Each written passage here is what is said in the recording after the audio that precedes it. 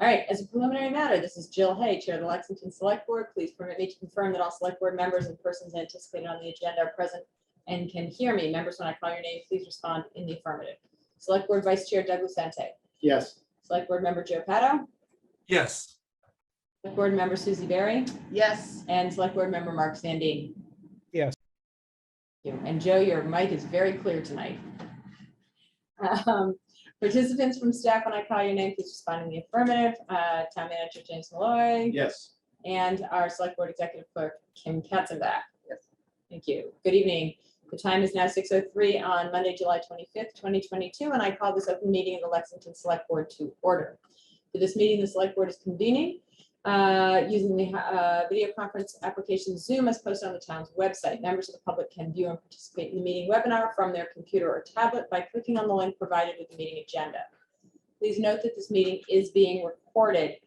This evening, we are not able to broadcast live because LexMedia has had a transformer issue.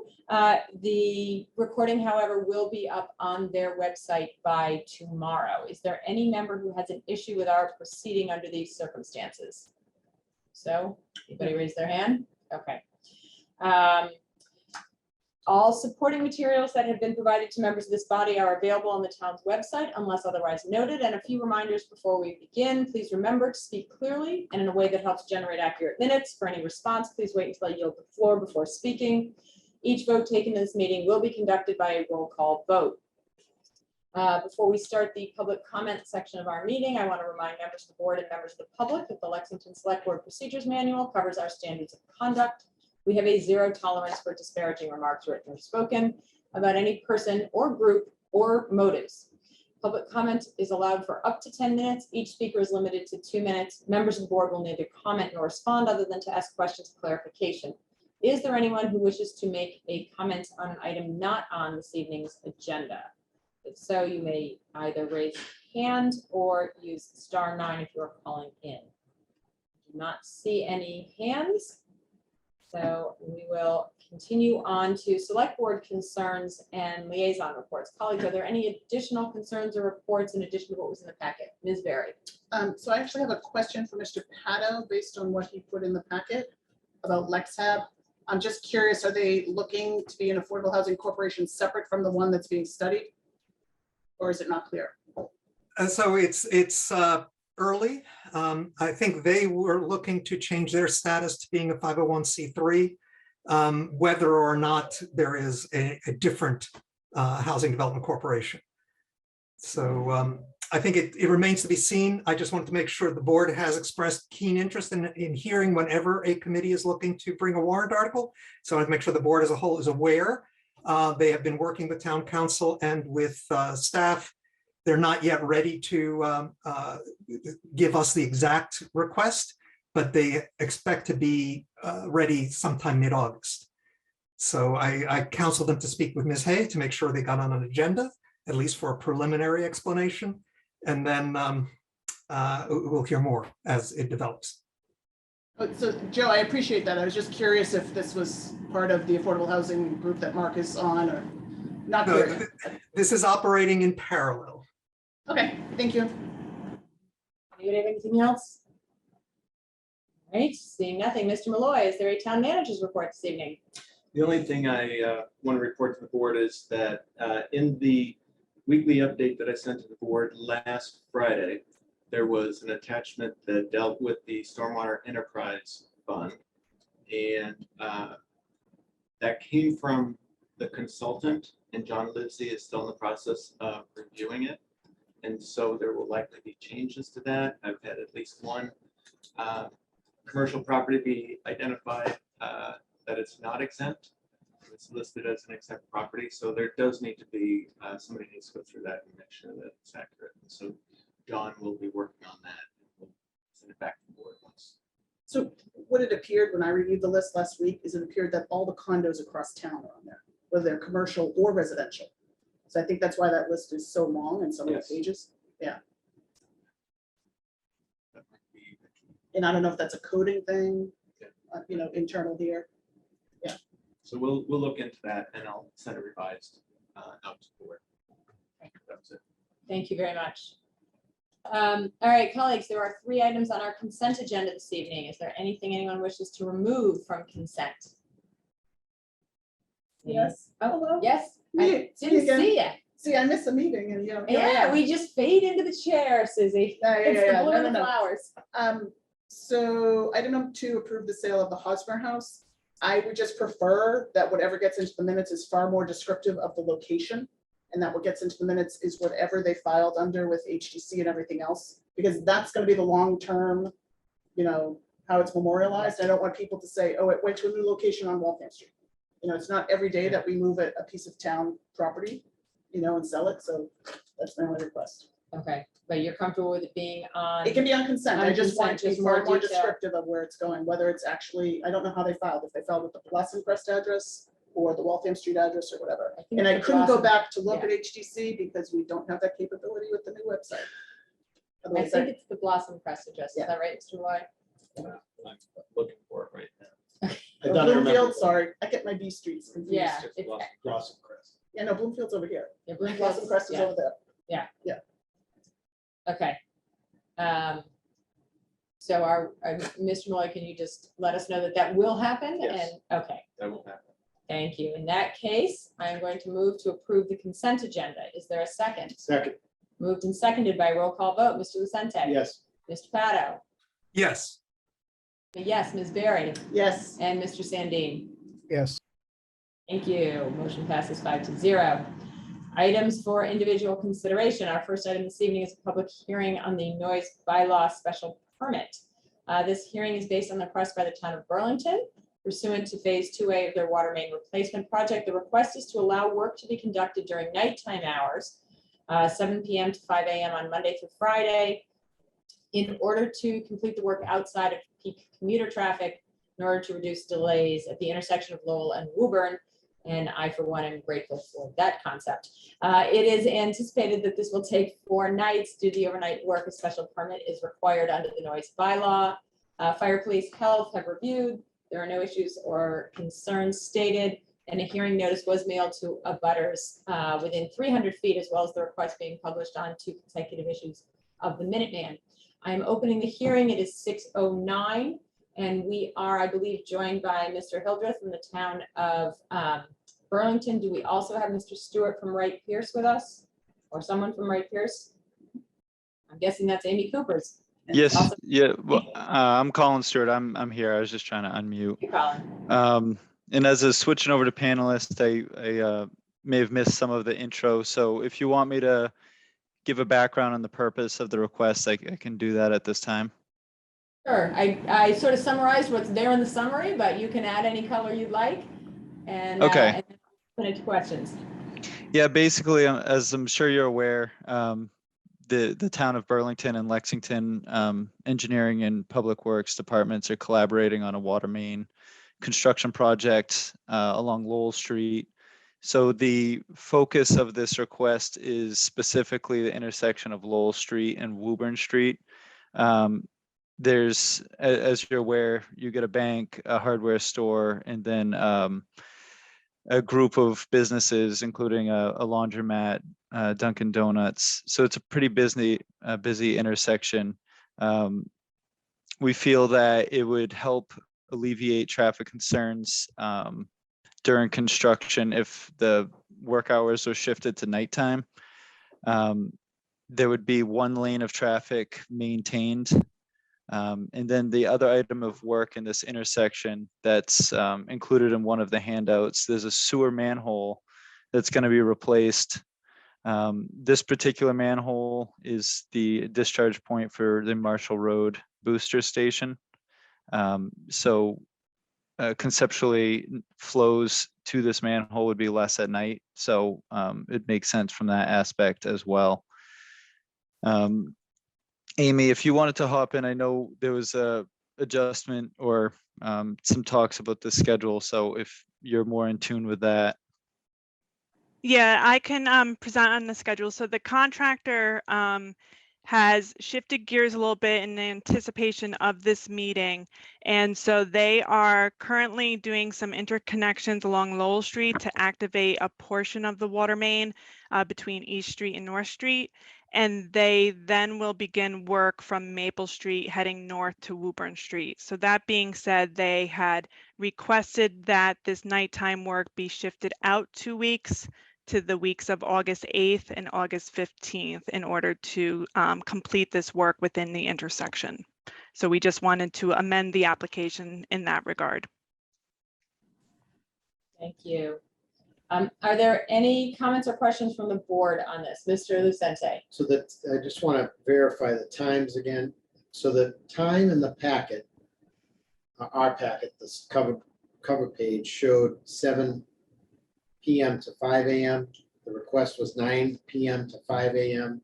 Just trying to understand Yeah. what the actual request is and what, why, what's sort of the reasoning for. I can clarify on that. So originally, when I submitted the application, it was 9 to 5. We had a construction progress meeting, and the contractor requested that we update the hours to 7 to 5. So I resubmitted the application at that time. And I can add some further clarification. The contractor has been working 4 10-hour days and taking Fridays off. And that helps to reduce some of the impacts to the residents, especially before a weekend. So they want to maintain that 10-hour schedule 4 days a week to do this work. Thank you. I'm sympathetic to the request. I get both sides of it. I do, though, I'm sympathetic to the folks that live near there, having had a water main or a water issue in our front yard area. It was, I think the trucks were there for like 3 days, and it's noisy and it's hard to sleep at night when there's truck noise going on, and we don't want residents to suffer too much. It's already almost 100 degrees out. But I do understand the need to get this done. I think people as a trade-off would appreciate the traffic situation being mitigated quicker rather than having this get prolonged. So thank you for answering the question. Yep. And I can also add as well that we had discussions with the town of Lexington and the town of Burlington police departments, as well as engineering and DPW offices. We were trying to look at all options to detour traffic around this intersection, but unfortunately, there is no way to go about that without detouring into Woburn or detouring down into the downtown area, which the town of Lexington has their own project going on. So this was it seemed like the only option that was available to the contractor was nighttime work, but we did consider detouring and what could be done to alleviate traffic at this intersection as well. Thank you. Thank you. Ms. Berry and then Mr. Sandin. So I have a question. In the packet, we had the abutter labels, but we did not see what the abutter notice was. Were the abutters made aware of when you were thinking of doing the work?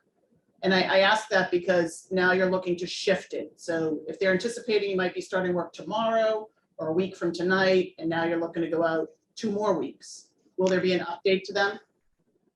There will be an update. We will notify the residents prior to, we try to provide a 48-hour update. So there was 2 public notices that did go in the paper as well, but we will reach out to all the abutters and provide an update as to the schedule for this work. Yeah, If it is approved. Yeah, if it is approved, I'm gonna pretty much insist that you get to the abutters either by hand or by mail, because I'm gonna be honest here, I'm not sure anyone still reads that publication.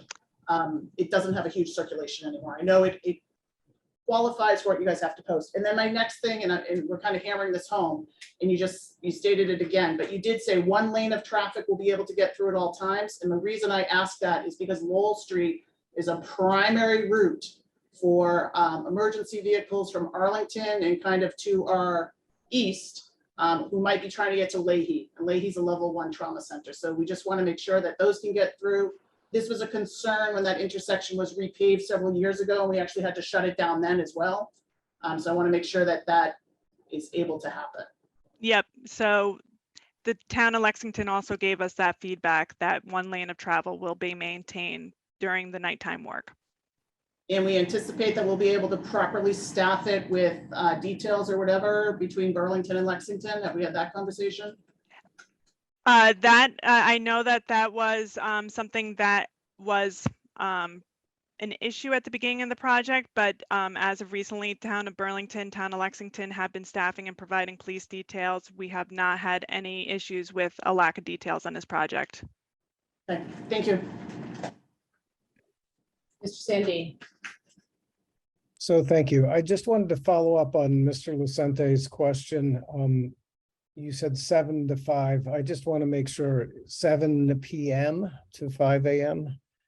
So That is correct. okay.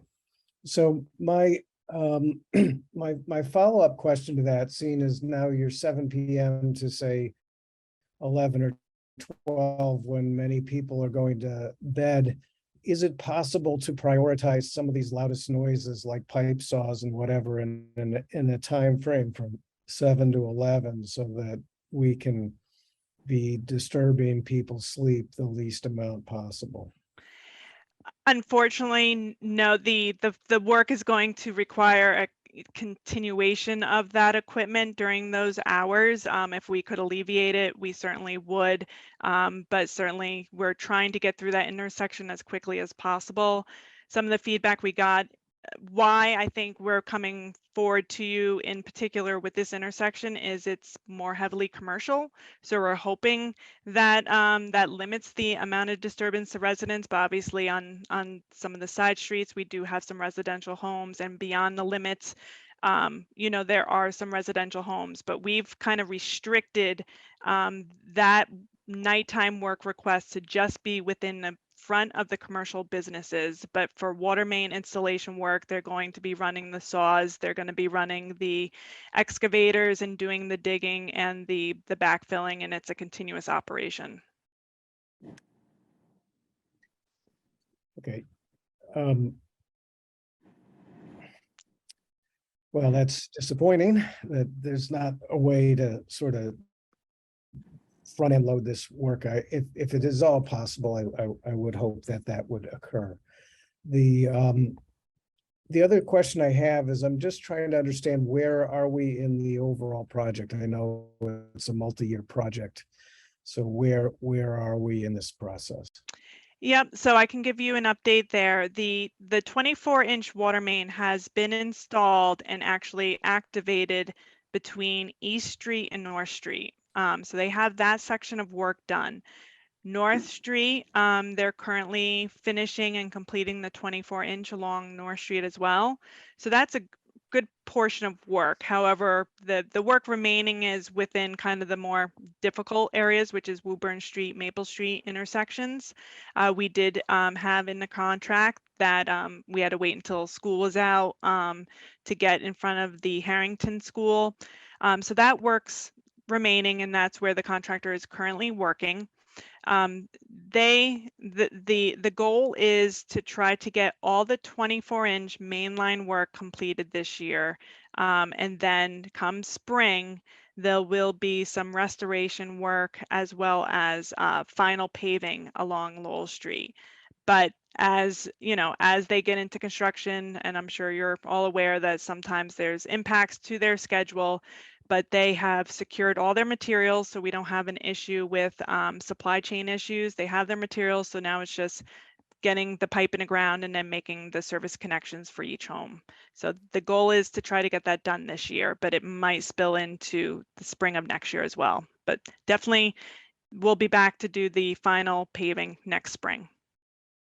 Thank you for Yep. that. I appreciate, that was where I was going with that, because some of the work is clearly not final paving done yet. So Yes, no, you. they're doing temporary trench paving at the, and they'll address everything as far as any concerns that we get. We pass it along and have that addressed. But certainly there will be a winter shutdown, but we'll make sure that trenches are secured before that winter shutdown, and then they will come back and do final paving in the spring. Ms. Barry, you got something else? Just one follow-up question. There's no blasting in this intersection, correct?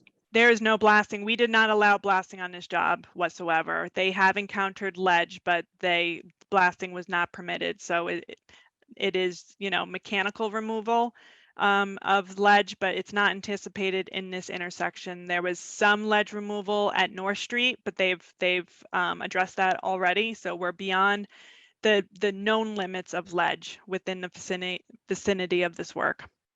That's helpful. Thank you. Because I remember the early presentation was they were talking about potentially blasting. So that's very helpful. Thank you. Yep. Thank you. So seeing no other questions from the board, I will ask, are there any questions or comments from the audience? Do not see any.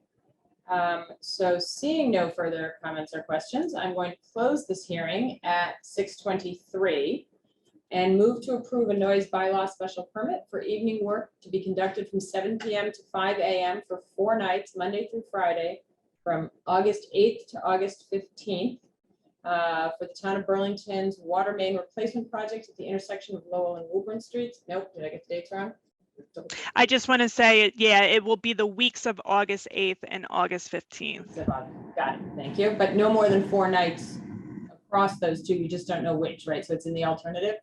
Well, no, they are anticipating it could take 4 nights each week.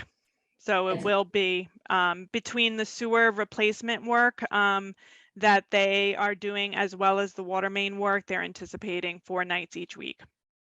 Right, so the original application stated 4 nights with 1 week versus the other as in the alternative. So this is actually doubling the original request. Does that raise any additional questions?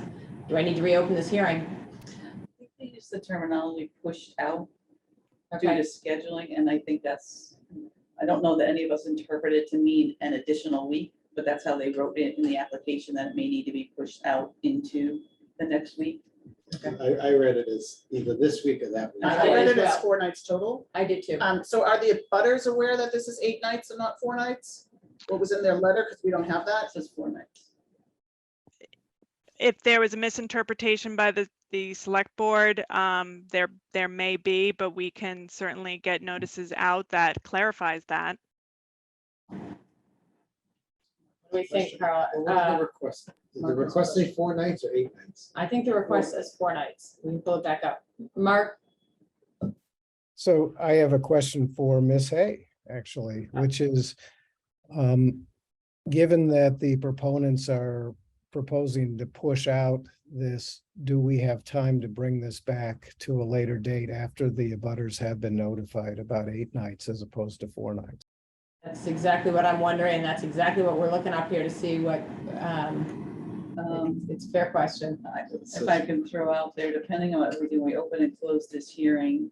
To do another hearing, we need to And actually publish the a answer is couple of no, weeks worth. because we're not meeting again until August 8th. I just realized the answer, Mark, is no, because we're not meeting again until August 8th. So can we read, somebody who has better eyesight than I do, hold on, let me pull it up on my Sure. screen. Could I follow up then? Yeah, go ahead. Could we make the motion contingent upon them sending notice out to abutters? Making it clear there's 8 days? Yeah. Well, we can certainly make it a requirement. I'm going to say by mail and by hand delivery.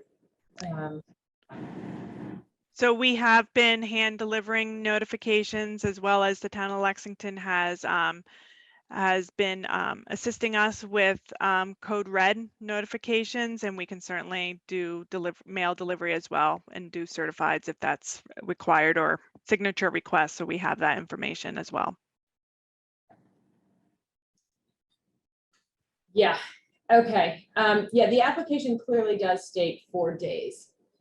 So I do think that if this is a significant change, so I am willing to move forward with the motion, but I believe that the motion should, hold on, let me just, it would be to approve a noise bylaw special permit for evening work to be conducted from 7 p.m. to 8 a.m. Or 5 a.m., 7 p.m. to 5 a.m., thank you, for up to 8 nights, Monday through Friday, the weeks of August 8th and or August 15th, with notification to all abutters by mail and by hand required before commencement of work for the town of Burlington water main replacement project at the intersection of Lowell and Woburn Streets in Lexington. Mark? So if I heard the proponents correctly, they're not working on Fridays. So it should be Monday through Thursday in your motion. Well, except I'm leaving it Monday through Friday, because if they decide to get it done faster by working on a Friday. Or if there's a rain day and they Yeah. decide to work the Friday like Center Streetscape has done. Yeah.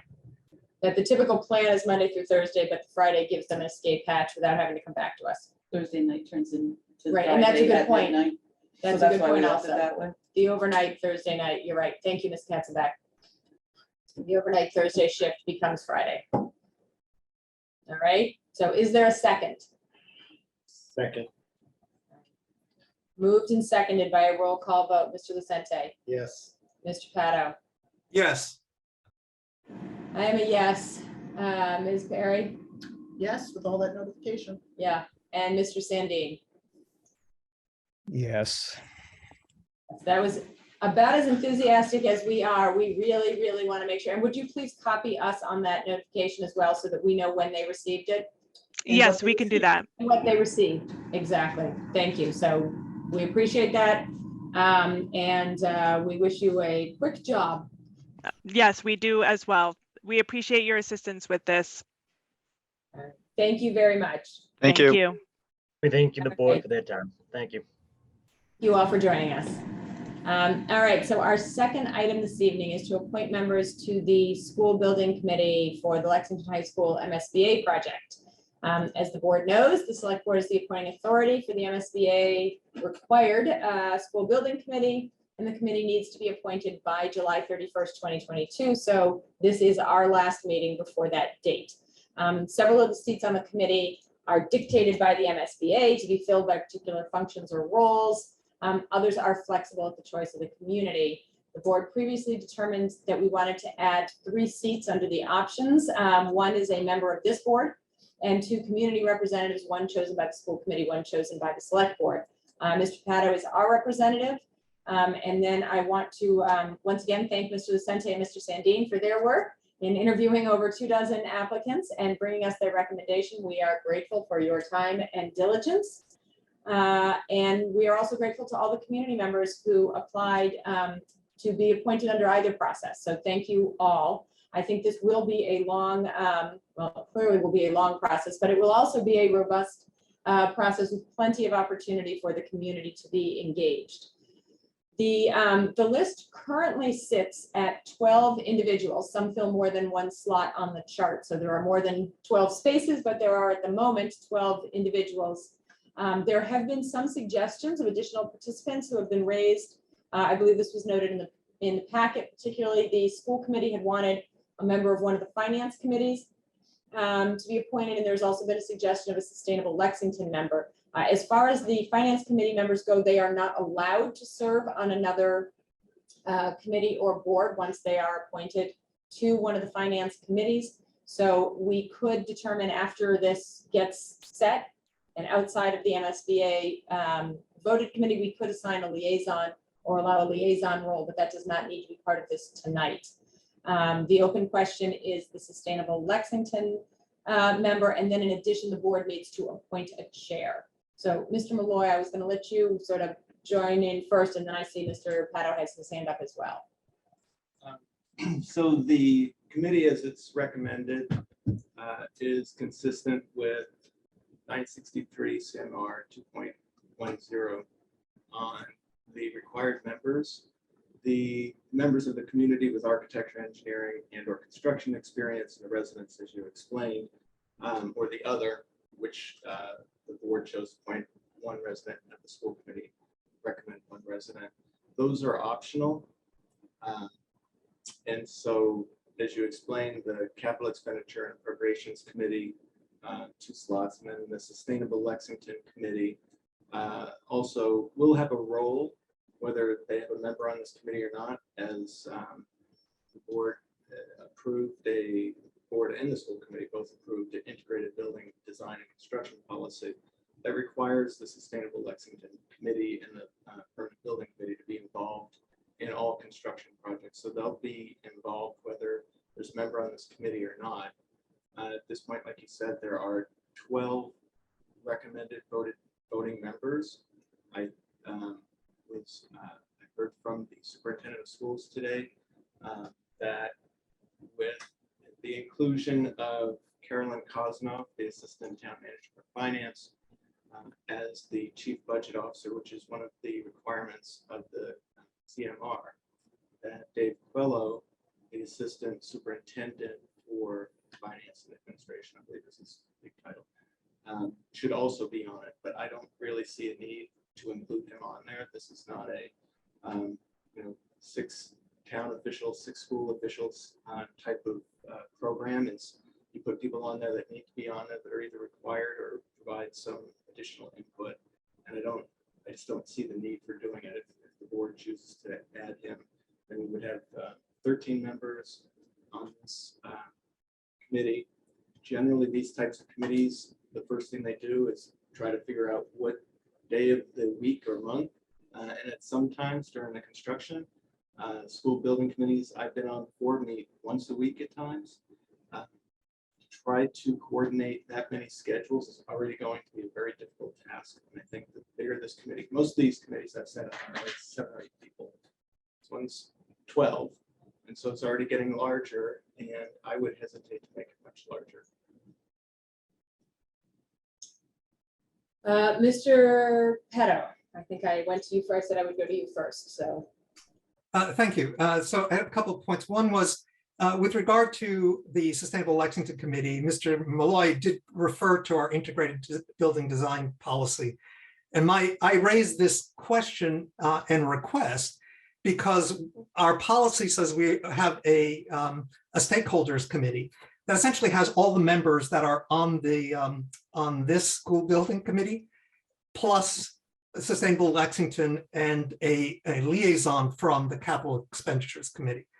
And my feeling was that rather than have a parallel structure that we would have to go back and have meetings for the stakeholders group, that we should make first class the membership of the Sustainable Lexington member here, and the Capital Expenditures Committee individual was going to have to be a liaison anyway because of our bylaws.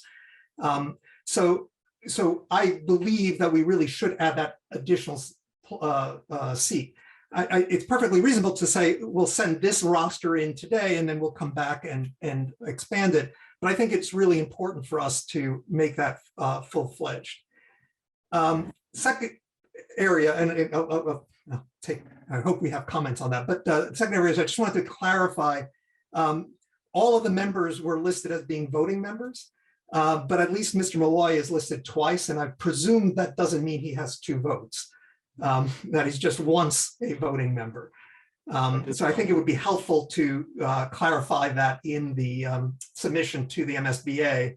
And then lastly, just as a nit, it looks like the boilerplate language at the bottom, which talks about the experience, et cetera, talked about Esterbrook Elementary School as an MSBA project. Well, we also have had the Hastings School project much more recently, and it would seem like we should refer to that as a larger and more recent project. thank you, Mr. Petto. Ms. Berry. I thought you said yes. Yeah, 2 questions for Mr. Malloy, or 1 question, 1 observation. This committee will have to operate under open meeting law, correct? Yes. So publicly posted meetings, available minutes, the whole 9 yards. Yes. Okay. And the second one is your letter is dated last week, so probably should update the date on it for after we vote. Yeah. Okay. Sorry, I had a lot of time to read the packet this week. Are there other comments or questions from the board? And then I will take public comment, and then I'm going to ask you all to give opinions on the questions that are on the table. Just one comment, or 2 comments I'd like to make. One is, first of all, you said thank you to all the folks that applied, but I think Mr. Sandine and I will both agree of the 25 people we interviewed, we were blown away by the talent and the skill set of all these people. It was really a difficult decision. I wish we had put the resume of the person who we did select for that seat, because she is extremely qualified. I think she'll be a huge asset to the committee and be a real subject matter expert. So we're really excited about that. My next comment is related to the Sustainable Lexington Committee. I'm a little bit on the fence because I do think we all, and Mark and Sandine and I heard this throughout our interviews about involvement and who's involved. If this project is done right over the next 6 years, we're all going to get an opportunity to weigh in on everything. Maybe not every minute detail, but our board's going to get a chance to weigh in, our whole board, the whole school committee, the whole Sustainable Lexington Committee, both finance committees. This is not going to be a project that we're going to go appoint the committee and then there's going to be a ribbon cutting ceremony 6 years from now.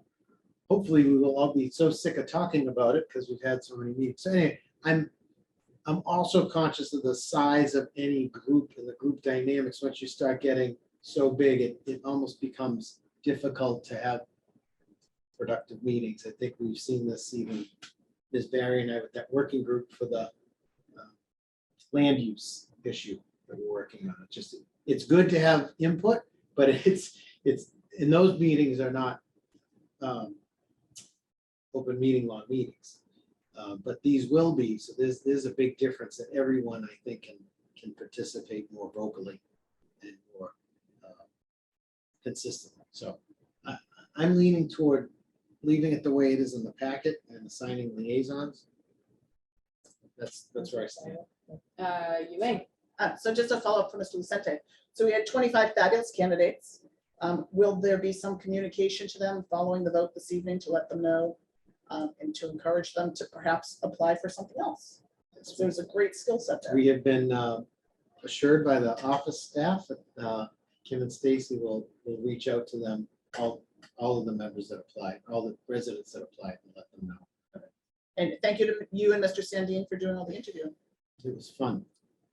And to Ms. Barry's point, I think that would be excellent if maybe we could update the thank you letter with, information about the upcoming September appointment cycle and to be on the lookout for the other committees that have openings. So excellent suggestion. Thank you.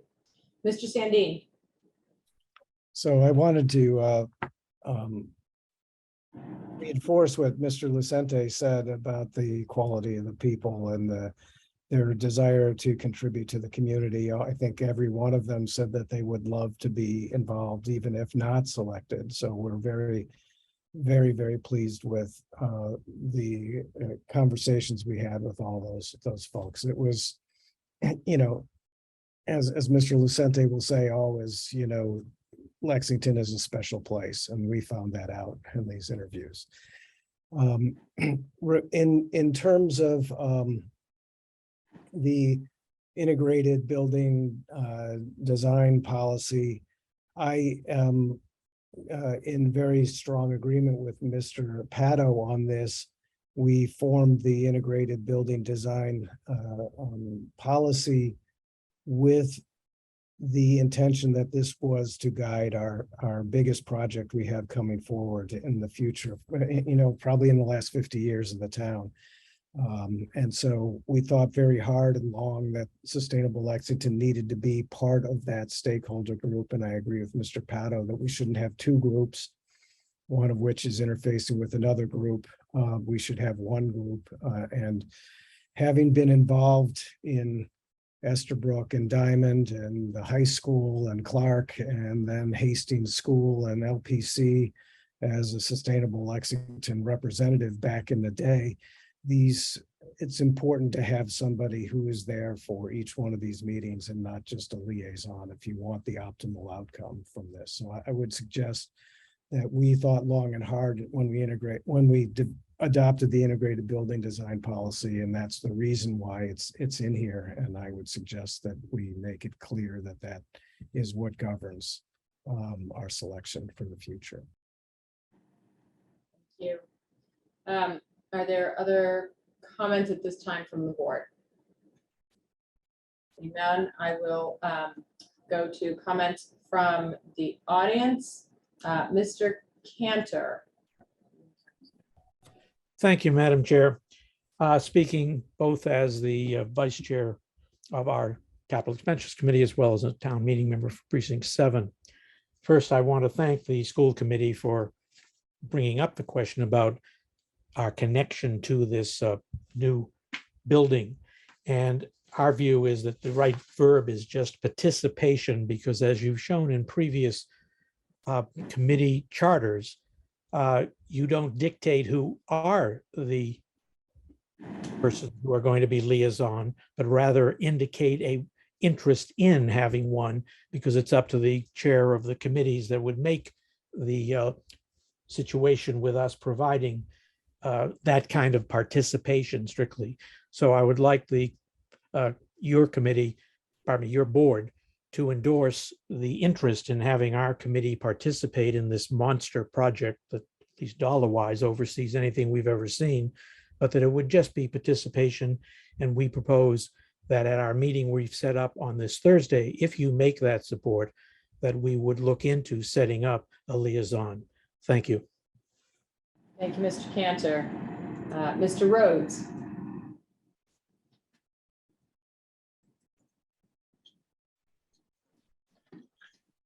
Hello, this is Todd Rhodes with the Sustainable Lexington Committee. And just to reemphasize what Mr. Pato and Mr. Sandin commented about the integrated building policy, it is important for someone with that perspective to be involved from the very beginning, everything from building orientation through decisions on different systems. All of that plays into having a good perspective on having a building at the end of the day, which is going to meet what the town values, and that is an efficient building that meets sustainable criteria. The town has asked for these types of buildings, and we've been able to deliver by following the policy and having the right people involved. And so I think it's important for the board to include that type of representative on this committee. And we'll be very happy to identify someone or work with you to identify someone from the committee to participate. Thank you. Thank you, Mr. Rhodes. Ms. Overton. Thank you. Valerie Overton, she, her, 25 Emerson Gardens. So thank you for assembling this committee. It looks like it's going to be a really great group. I would suggest that there be either a representative or a liaison from someone who has expertise in diversity, equity, and inclusion. As we have seen in previous projects, the lack of that expertise can kind of create stumbling blocks. And so I think the process will be smoother and more inclusive and more accessible to all kinds of people, more welcoming to all kinds of people if that expertise is included. Thank you. Thank you, Ms. Overton. So seeing no additional hands, I am going to come back around to the board for thoughts on first, any additions relative to what we have heard or discussed so far, and the piece we have not yet discussed, which is that we need to name a chair. And Mr. Malloy, I believe, did you have a recommendation on that based on how these groups have operated in the past? My past experience has been that once the school building committee is formed, then the school building committee selects the chair. Okay, for some reason I thought the document said that we needed to name it. But if we don't, then I'm perfectly happy to let the committee pick their own chair. In fact, happier, I should say. All right, so then, well, Ms. Moyle, I'll let you look that up and I will zoom around the room, so to speak, with thoughts on, the various potential additions, either as liaison or members.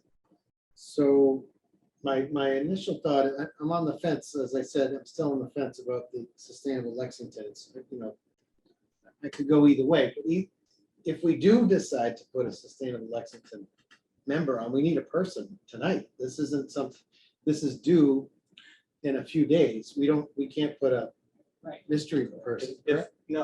So we need to submit this list this week. but we can amend this list. It'll be amended several times over the course of the next several years. So if 3 or 4 months from now, you chose to appoint, or even tonight, if you said, well, let's appoint someone from Sustainable Lexington, and then we sent a correspondence to them, said, choose somebody, get back to us, and then a month from now, we added somebody, we could do that. So we have to meet the minimum requirement.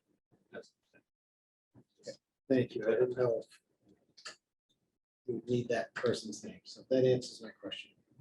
And what about the Mr. Coelho piece and or the liaison, do you have any issues about liaison from finance? No, I mean, that's natural. There should be liaisons involved. And I said this earlier. This is a huge project with tons of interest from every corner of Lexington. Anyone who pays taxes is interested in this project. Or even people that don't pay taxes are interested in this project. There will be lots of opportunity for people to give feedback and be part of the process. And I hope people take that seriously and we don't just rely on this group. I certainly, I look at this list and no offense to any of the staff members, but it's very heavy on the staff side, right? I think that's rare. We typically don't have committees with this much staff on it. But they still get a vote and they're still part of the committee. So I think we just get to a point where there's too many people to make a productive set of decisions. So yes to the liaisons. I mean, I think that's fine. However we want to do it.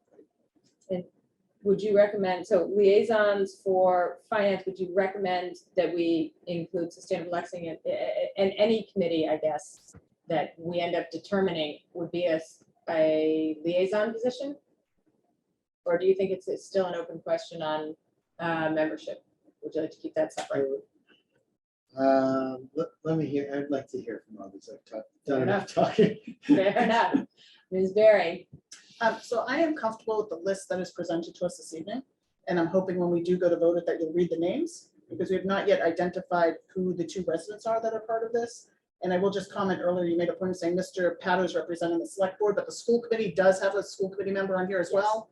I think it's important, we have a lot of people watching tonight for another agenda item. I think it's important that they understand who is actually going to get appointed to this committee. And as Mr. Malloy said, we can amend this at any time. So in lieu of the impending deadline, I'm comfortable with what's here for this evening. And this conversation, obviously, a lot of things are going to evolve out of this project in the coming months and years. Thank you. And as far as liaisons, yes, I believe that should happen for the finance committees. Okay. And you want to opine on the Sustainable Lexington I'm fine with what's in front of us for this evening. Okay. Mr. Pato. So I do believe we should be appointing someone who says Sustainable Lexington, and I do believe that we can do that in the future, but just I would like us to decide tonight to do it. I think our integrated building design policy is black and white. It said the stakeholder group shall include, but not be limited to, representatives from Departments of Public Facilities, Permanent Building Committee, Building Occupants, Sustainable Lexington Committee, and an invitation for a liaison for capital expenditures. I think we wrote the policy for a reason, and I think it applies here. With regard to chairmanship, the boilerplate letter from the MSBA does say for the letter to be submitted with the chair identified. That said, I'm sure we can say a pro tem chair to get it started I don't know, maybe Mr. Malloy as the town manager, and then to let the committee pick the chair that proceeds from then on. Thank you. Mr. Sandin. I think my position. I think, as Mr. Pato said, we approved the integrated building design policy for a reason. It was designed to govern the building of the biggest project we were going to have in 50, 60 years. We need to live by our policy. And so I do believe we should decide this evening that a Sustainable Lexington representative should be part of this committee. And I am fine, as Mr. Pato is also, with that name being determined at but I do believe for the most important project we have in the future and the biggest impact on sustainability of any decision we make, that this should be a voice that's involved from the beginning. Mr. Malloy, am I correct that the integrated building policy governs here regardless? We will be required by our own policy to have that stakeholder committee. The question is really just whether or not we duplicate everything of the residential side, so to speak, because between the stakeholder committee and this committee, because there are more staff on this committee than there are on the stakeholder committee. Is that correct? Yes. So given that, I think at this point, I am comfortable moving forward because we are going to have the two bodies, because the stakeholder committee does not include all of the people who are on this committee. I think having the two, I am comfortable. The integrated building policy committee stands. It will exist. It will have all of the required authority as well as membership.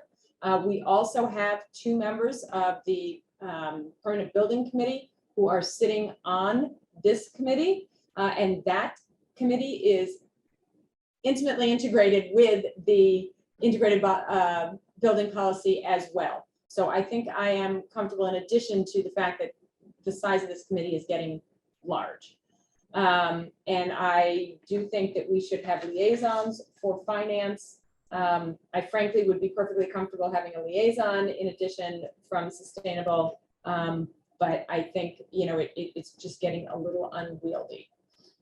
So that is my my position on this. Mr. Pato, your hand is up again. You made a comment about there being more people than would need to be on the integrated building design stakeholders group, but that policy says the minimum set are these and additionals can be there, right? It was clearly shall include, but not be limited to. So, Mr. Pato, are you suggesting essentially that this would replace the stakeholder committee and we simply wouldn't have absolutely, that, we would just have absolutely. the Why advisory- have a redundant pair? And so all the conversations would take place at the school building committee and not at the permanent building committee, is that correct? Because I thought integrated building design policy pretty much sat with the permanent building committee. As did I. Mr. Moore? I agree. So the other members of PBC wouldn't get an opportunity. to Correct, weigh in. and this also says the building occupants. And the only person on that list that's an actual building occupant is the high school principal. And I'd like to think for a building that size, they'd want more than just the building principal to weigh in. So if I could, what we've done in the past on Estherbrook and on Hastings is that the school committee had school committee members. The school committee had appointed parents, just like they have done here. There was a representative from the community, just like we are doing here. There was a number of members of PBC that were participants. So I think we have a process that already works. The size of the people, most of these projects were not done by vote. There's discussion and general consensus. I didn't find, we had large numbers of people involved in all these things in the past. It didn't seem to be that unwieldy, just because that's how it worked. There's a consensus that develops about what the proper direction to go is. So I think this is, I think is very workable, and we shouldn't have two different groups going on in parallel. So Mr. Sinding, I'm actually going to cut this off here. I am going to say that there are enough questions about how the stakeholder committee under the integrated building policy works, and how this committee, which is actually governed by the MSBA and their policies, work. And I am not sure that we can replace the one with the other. So I would like to see us do what we are obligated to do in order to stay in the MSBA pipeline tonight, and we can get information and figure out whether or not there needs to be, because I am all for operational efficiency, we can figure out whether in fact, as it would operate, adding one person to this would eliminate a second committee, or whether there would still need to be a separate operation under the integrated building policy. Because I think that's an open question, and we are now well behind schedule on a very packed evening. So I would like to vote this committee this evening, and which I'm about to read, with the addition of liaison spots for the finance committees. And we can make a temporary chair as is required. Mr. Malloy, you have been tossed into the ring as that temporary chair. Are you willing to take that to just get the meeting started the first time? Yes, for a very temporary basis. I'm willing to do Fair that. enough, until you can hand it off to someone else. All right, given that, I am going to read the committee and then I'm going to make a motion. So the committee as it is currently constituted is a school building committee member who is also MCPPO certified, which is Mark Barrett, our public facilities project manager. Under local chief executive officer, the select board, which is the local chief executive, are designating our authority to our member, Joe Pato. The administrator or manager designated to be the town manager is in fact our town manager, Jim Malloy. The school committee member is Kathleen Lenahan. The superintendent of schools, Ms. Julie Hackett. The local official responsible for building maintenance, Mike Cronin, director of public facilities. The representative of the office authorized by law to construct school buildings, that would be also our town manager, Mr. Malloy. The school principal is Andrew Stevens. The member knowledgeable in education mission and function of facility is again Julie Hackett, the superintendent of schools. The local budget official or member of local finance committee is Carolyn Kosnoff, our assistant town manager for finance. The member of community with architecture, engineering, and or construction experience, we have both John Himmel, the PBC chair, and Charles Favazzo, the vice president of Legat McCall. And we additionally have two residents. I'm gonna have Sanaya Slavsky, the resident, and Singman Shah, who is the resident. I'm sorry, I didn't say that first in the right order. The resident appointed by the select board is Sanaya Slavsky, and the resident appointed by the school committee, Singman Shah. So with that, and that list is available in the packet and on the under the select board packet link. So anybody who didn't catch everything I just said. I am now going to move to approve the school building committee for the Lexington High School project as attached, and to authorize the finance committees to appoint at their discretion a liaison if they so wish, to further designate all members of the school building committee as special municipal employees, and further move to appoint Jim Malloy as temporary chair of the school building committee. Is there a second? Second, Moved and seconded by a roll call vote. Mr. Vicente. yes. Mr. Pato. Yes. Thank you. I am a yes. Ms. Berry Yes, and Mr. Sandin. So are you saying we're going to take this up again? I'm saying someone can, I'm saying that we will, yes, take up at a future meeting when we can do a side-by-side, what would be the overlay? Would it be duplicative, or does there need to be two separate processes anyway? That's what I need to know before I think we can make a decision on this. I'll vote yes on the condition that we are going to have another discussion about this. We are, and I will leave it, if you would like, I will delegate to you, Mr. Sandin, to bring us the side-by-side of the two, so that we can figure out whether in fact this would eliminate the second, or whether we would still need to have two anyway. Thank you. The motion passes 5-0. So with that, yes, I hadn't said yes yet. Said you would, so I took you at your word. Could I just suggest Yes. something in line with that? If Mr. Sandin is going to do that work, then there should be a response from both the Sustainable Lexington Committee and the Permanent Building Committee on what their thoughts are about that too. That's a because- great idea. Thank you, Mr. Malloy. So a crosswalk from Mr. Sandin, and then we will have comments from both PBC and Sustainable Lexington. Excellent. And then when that is ready, we will put that back on the agenda. Thank you. All right, our third item this evening is an update on ARPA. This is both an update from staff on expenditures that have been made pursuant to prior approvals of this board, as well as an updated list of requests. We got a very nice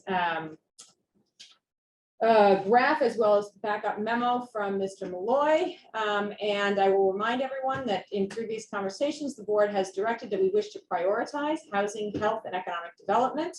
We've also recognized that the American Rescue Plan legislation has given us an opportunity to make significant and meaningful change, which is not on the back of taxpayers, and that we wish to deploy the funds with that in mind. I'll also note that we, in our last meeting, approved the rollout of our participatory budgeting, which will be allowing the committee to nominate and then vote for projects totaling $500,000 this year. So we are going to ask each member to designate items that they wish to move forward, as well as any items on which they require more information. I'm also going to suggest that we sort of get into a rhythm of doing this on a more consistent basis, perhaps on a monthly basis. But I will now stop talking to you, Mr. Malloy. Thank you. So this update to the board includes at the beginning a spreadsheet that shows how much has been previously approved by the board and what the outstanding balance is. A number of these projects are obviously underway, but we just haven't expended the funds yet, including like participatory budget. There's the 300,000 in additional small business assistance that a couple of weeks ago I gave the board a report from Sandia Iyer, our economic development director, on how that 300,000 was going to be expended. So a lot of this is in process right now. And so I did reach out to the senior management team. We talked about this at our last SMT meeting on additional requests that are coming before the board right now. And I'll run through those fairly quickly. They are in greater detail in the follow-up paperwork. The DPW director has requested 2 additional electronic signboards for communications. As the board is aware, the regional cache is no longer available. It's gone. And so Mr. Pinsino has indicated that he does have a need for those kind of electronic signboards on a fairly regular basis. The Economic Development Committee has made several requests. One is for store facade improvement guidelines, developing those so that we have some sort of guidelines to go by. Parklet that used to be on Mass Ave, in front of Panera Bread there, is no longer something that we can use. And so if we're going to put one out there again, we need to purchase a new one. Visitor Center has asked to do a tourism study and the impact of tourism on the town's economy. They've also requested to do upgrades to the East Lexington area of the Minuteman Bike Path and do certain landscape improvements. The Recreation Department has made several requests. One is that on the outside shelters that have been previously approved, the cost from the time they were approved to when they tried to order them now has increased significantly. And so they have a request for additional funding, $75,000. And then there is a request for sustainable financial aid efforts to provide aid to families wanting to participate in recreation programs that due to the pandemic and the economy that they're not able to. There was a request to provide broadband infrastructure to the pool, Old Reservoir, and the Lincoln Field area. There is a request to replace the fabric furniture at the community center and also the carpeting, but that has still to be determined the amount that for that would be. There's a water fountain replacement request for both center recreation area and the Lincoln Fields. There's benches and storage sheds at a number of the different recreation areas. And then 7 basketball hoops. 250th anniversary committee has asked for funding for the website and promotional work that they feel they need to do, and a penny imprint machine. These were items that we were hoping to fund with the earmark that we received, but it was a drop dead deadline date, and we had a very short time frame to try to get it all in before June 30th. And these are items that we're not able to get in. Not only did we have to have them, normally you only have to have a commitment made, but in this case, the state said that we had to have the funds fully expended for the end of the year. And with items like a penny imprint machine, you actually have to have it delivered before we can release a check. We do POs, item is ordered, gets delivered. Once it's delivered, then it's sent a check. And so there are items like that that we just simply couldn't pay for before June 30th. Excuse me. The Human Services Department has asked for funding for LexPress buses. They have made a grant request, and actually today the Director of Human Services asked me to not move that one forward right now, so maybe cross that one off for now. They also requested bike racks for East Lexington, which I think for $7,200 that would probably be included in the $400,000 requested by the Economic Development Committee. They've asked for funding for Blue Bike program, which has also been requested as an earmark in the state. And I think that's something that if it gets funded, we should have a discussion about that, where they would be located, how it would be managed and everything. Some people are really good about blue bikes, and other people just leave them wherever. And so blue bikes are a little bit different because if you don't put them back in the locking mechanism, you get charged. You continue to get charged to put back into the locking mechanism. So I think people are a little bit better with those than they are with some of the line type bikes. There are Uber gift cards that are being requested. The Transportation Department has also asked Mass Development for a grant. They applied for the same purpose, and they would be looking to fund a portion if the Mass Development grant was not received. Then welcome to Lexington packets, also with Human Services, and that's an amount to be determined. They are just developing a program. So a lot of these people are just in the process of developing.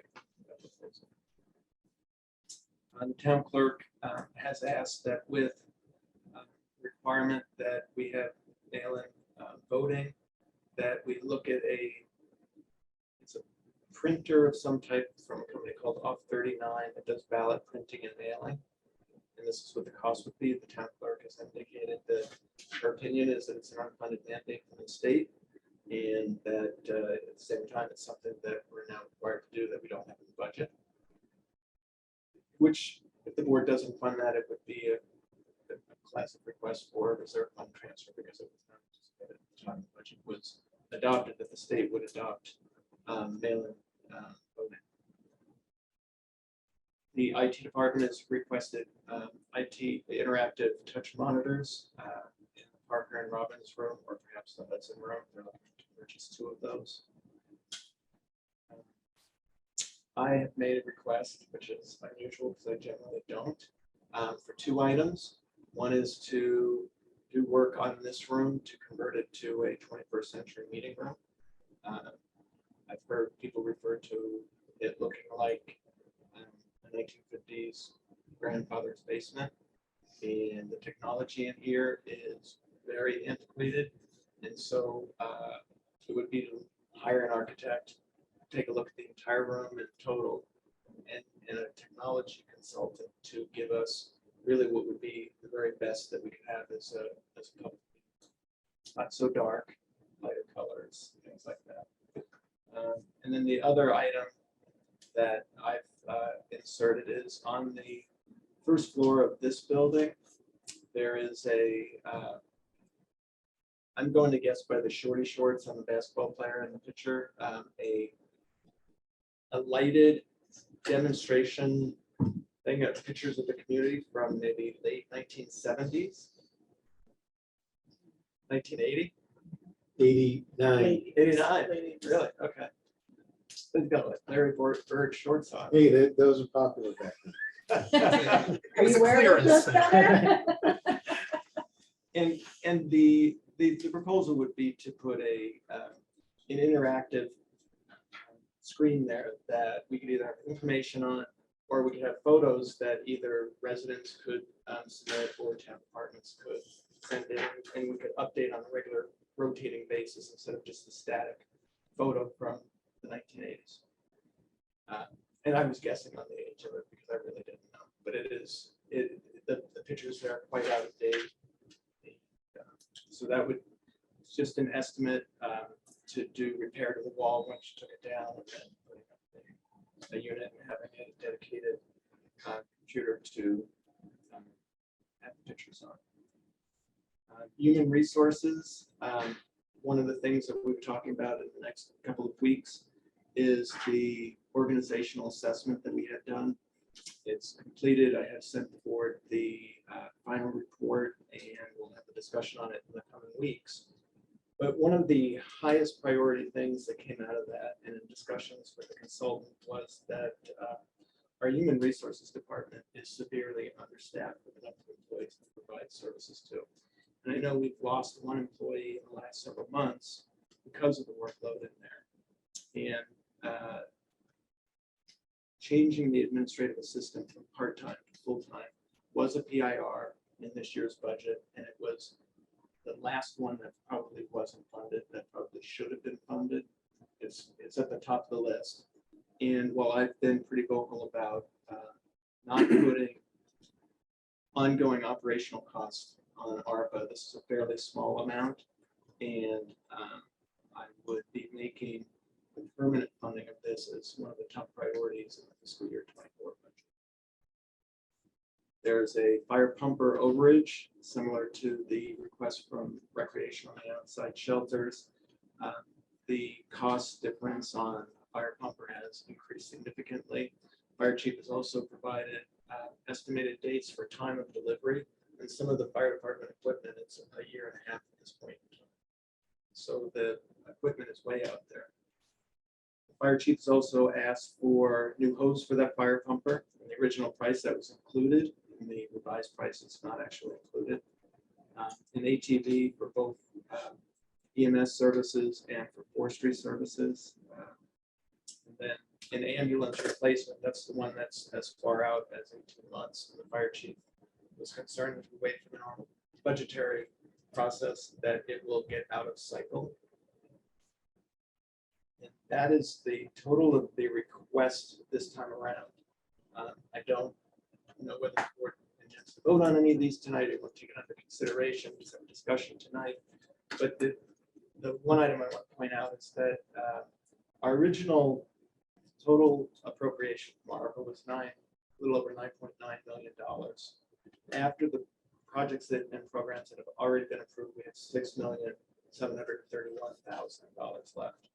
If you were to approve all of these at the dollar amounts that are requested, which it totals $3,560,000, we would still have $3,171,000. And if you look at all of the other requests, including some that are very unlikely to be funded, and some that like participatory budgeting, if you included that for the next 2 years, we would still have over $100,000 left at the end of 2024. And so there's a lot of flexibility still that the board has. I know there's been concerns raised from the Mass Municipal Association that there's been conversations that if Congress changes a little bit, or even if it doesn't change, there may be some sort of clawback that the federal government looks at it. Some of these ARPA funds, so I know a lot of communities are working towards spending the funds sooner rather than later, not necessarily holding on to all of them until 2024. So with that all said, as Ms. Hayes said, after the spreadsheets, there's a narrative that provides more detail on each one of the requests for the board's information. And with that, I will just respond to any questions the board may have, and or requests for additional information. Thank you, Mr. Malloy. So as I mentioned, this is sort of a board discussion item, so I think I want everybody to jump in.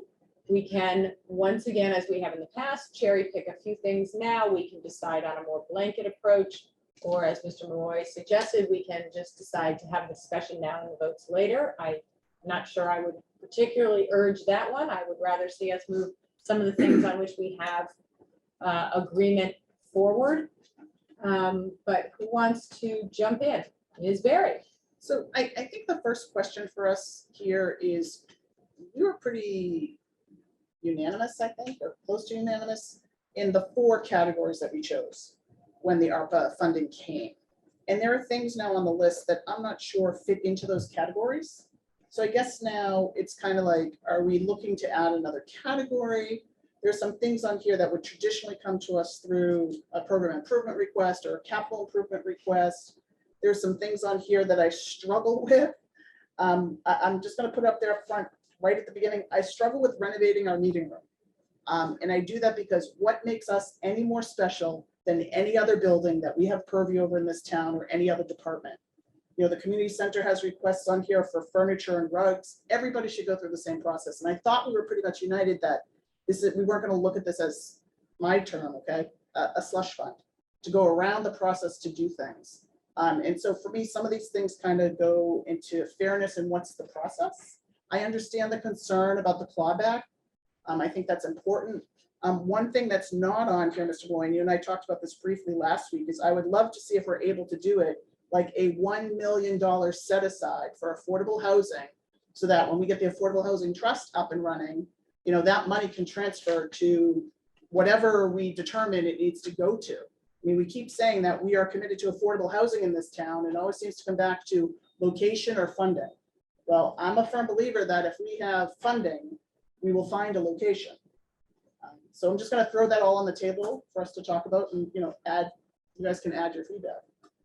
Thank you, Ms. Berry. I had almost identical comments, so I second absolutely everything on there. I have a few other things, but I'll back clean up. So, Santa, you want to jump in? Okay. No, and I want to express thanks first for the list. I know that the senior management team is working on this and putting a lot of effort into coming up with ideas, but I do agree with a lot of the comments Ms. Berry said. I think we had set, or it sounded like the board was unanimous in setting some uniqueness to the items we would pick, in some connectivity to the pandemic or recovery of the economy post-pandemic. So, you know, some of these cross over to, I don't see the nexus on all of them. So,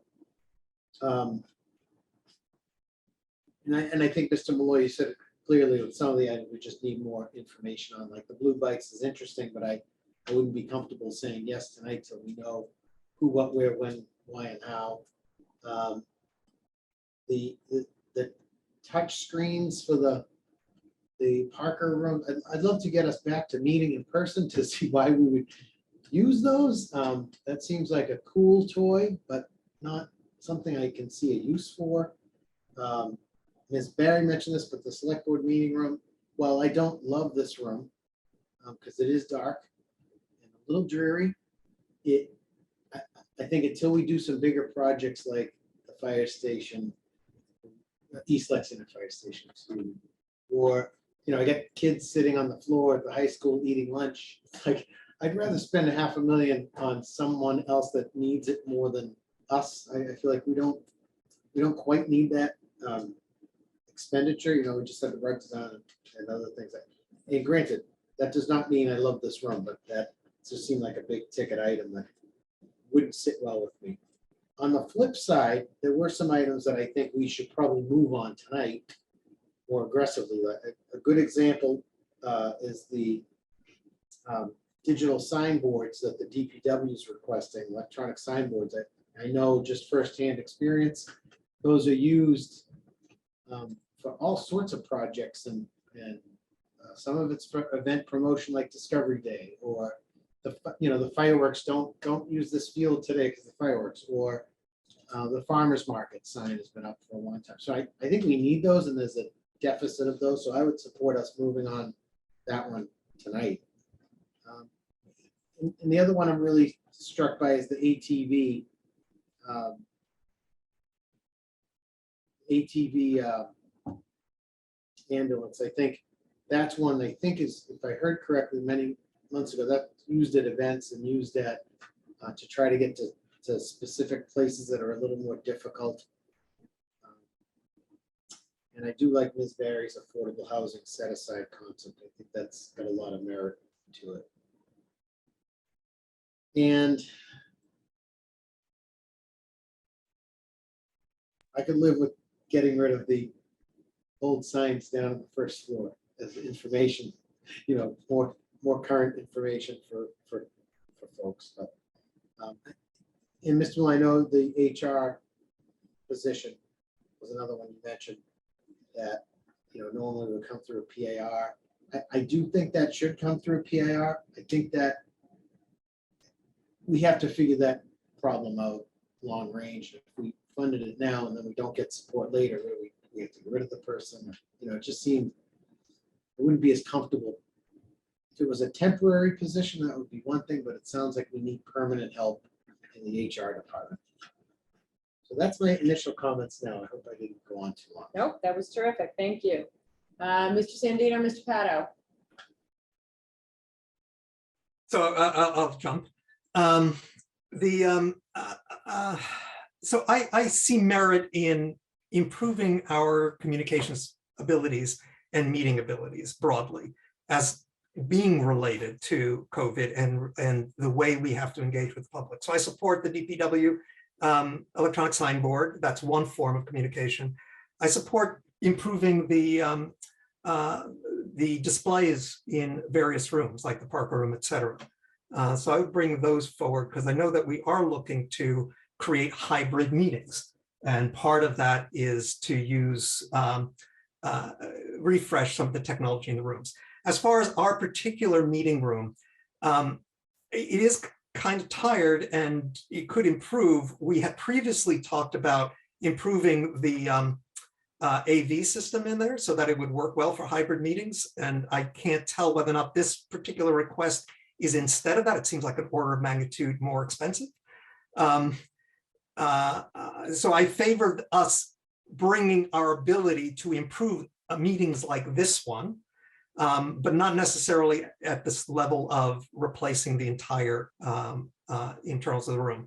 I think we may have some other options over the next few years. We will have the new police station with a large community room, which may well serve as a good location for us to hold meetings with new technology in them. So it not as clear we need the select board room as the primary location. I also would support the parklet and the outside shelter cost overrun, or the fact that those shelters are now more expensive. Again, that is part of making outdoor access for people, which is a direct consequence of people's concerns over COVID and other transmissible diseases. With regard to the Ms. Barry's suggestion of setting aside money for housing, I think I'm inclined toward that. I want to think about it slightly longer, but so I wouldn't want to do it tonight. But I do think we have talked about how we want to improve accessibility for housing in the community in ways that are inclusive and respond to loss of income, loss of housing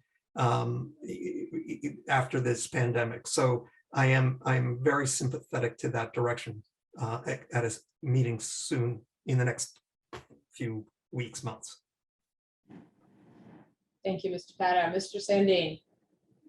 So I agree with much of what's been said. I would argue we are hearing when we read the papers these days that COVID isn't over, and probably for this particular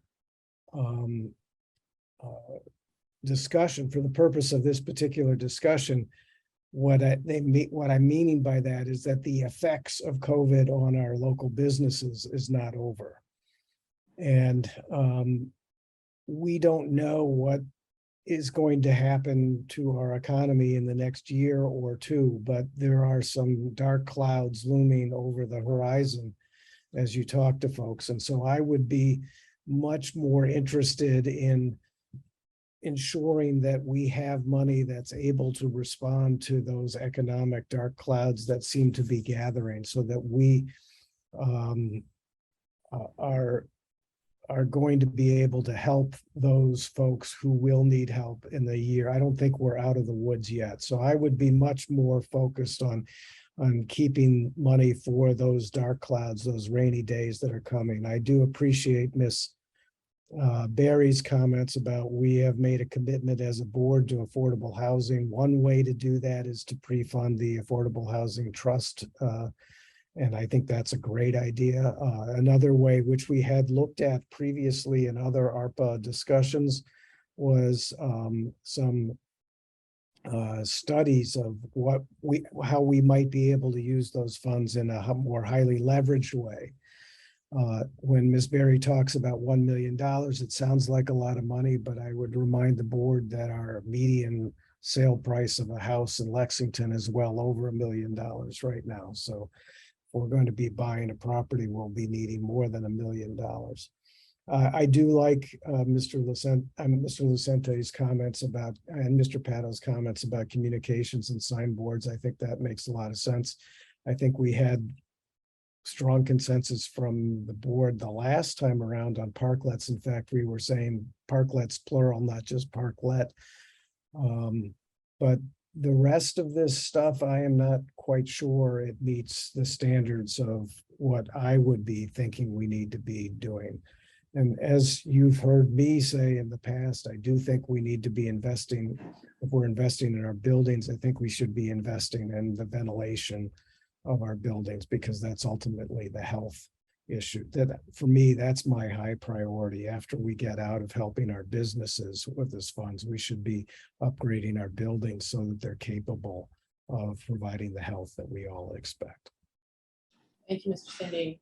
Mr. Lucente, you wanted to add something? There was one other item, and I'm putting my liaison to the small business working group, the roundtable that we meet once a quarter.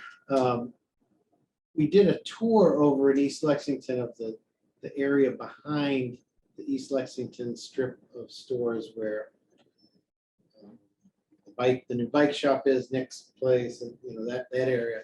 And there's a request in here about improving that area and the access along the bike path. I had not really gone down that, behind the building very much in my life, but it really is a good opportunity for us to sort of create a space and create a gathering area and create some connectivity to the businesses in East Lexington from the bike path.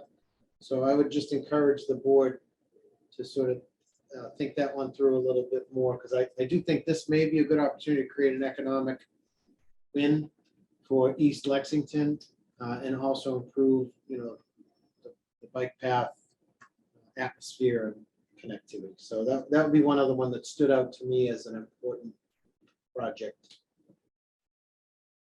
going forward. Thank you.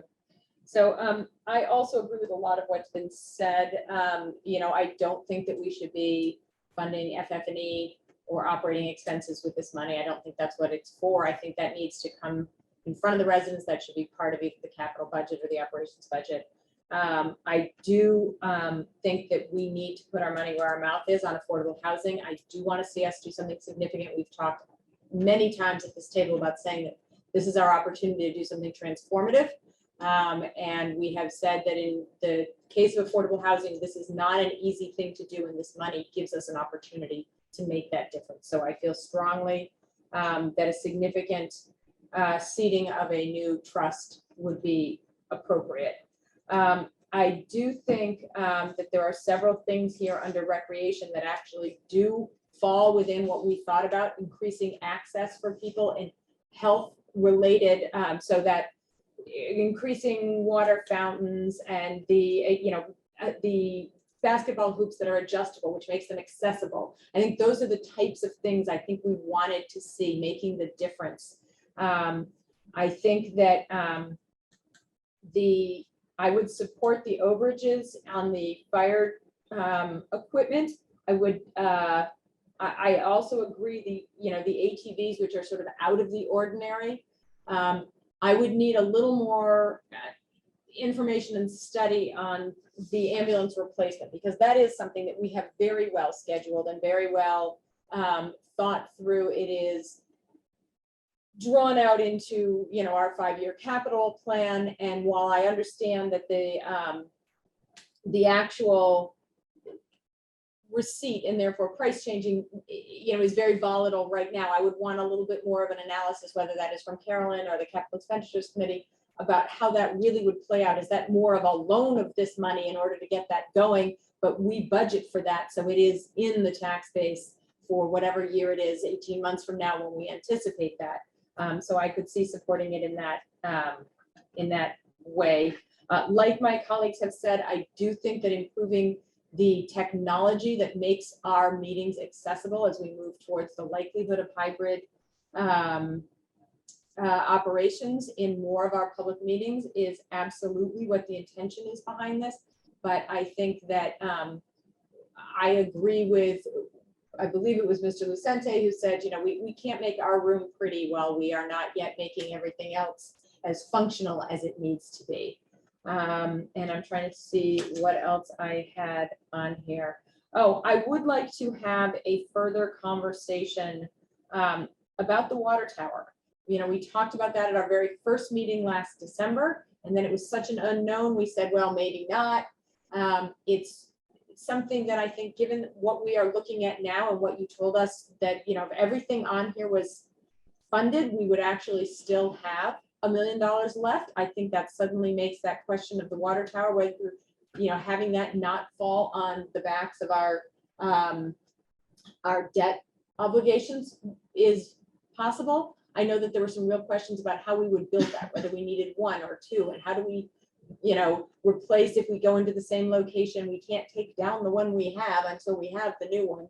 So I understand that there's a lot of what ifs in that project, but I would like to see a little more work to make us understand whether or not that is a viable opportunity, whether it's still the appropriate project. I know that Mr. Livesey had some questions about that, even though it was on initially. So I guess I would like some more information on that.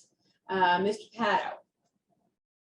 Thank you. So I just wanted to expand on the housing, and this is a question from Mr. Malloy on eligibility. If we were to pre-fund this into a stabilization fund or a housing trust fund, does that count as an expenditure, or is that just moving the money from one savings account to another, and until it's actually spent on something, it hasn't been spent? That's a good question. I have a couple of notes to check with both Mina and Carolyn Kosnoff, because we'll probably have to actually check with either the state or federal government on whether or not that's something we can do. Right. Now, that was what was in the back of my mind as a worry about that particular approach, but otherwise, so thank you. And just for clarification, Mrs. Hay, you said that there'd be $1 million left after all the expenses, but when I read the spreadsheet, it's $100,000 left. Okay, so I said that wrong. Sorry about that. Okay. I got all Okay. excited. And the one other thing I was going to say relative to the conversation about this room and about the other things in this building was, in addition to feeling like we shouldn't be making prettier what is, if not attractive, functional, when we have other things that really are struggling for function. I also want to remind us all that in the last 2 summits that we had about the capital plan, we recognize that this building is essentially, I think, was it an F or an E in the grading? And so I think that we're going to have much more significant conversations about this building, and I wouldn't want to see us put that money in now, not knowing what direction we're taking on that. So I obviously discussed all of that with the senior management team. And, and it's interesting because I'm looking at the owl right now on a temporary table sitting in front of us. And while the owl has been a decent temporary interim kind of measure to hold hybrid meetings like this. It's not the best. And a lot of other communities are doing a lot better. And so when you look at that and you look at the push button AV system over here on the wall, that maybe was installed in 1989, but if I looked at that, it looks like 1959. And it's hard to say, okay, we're going to take this room and we're just going to put new technology in it, when you know that there's other things that could be done to make it a better meeting space, including replacing the table that the select board sits at and these two tables, making it a more of a U shape where people are looking at each other in a lot better way. Architects have a good way of doing that, and that's why I said bring an architect in and have them look at the whole room holistically, both for how it's presented and how it looks on TV and how it presents for public meetings.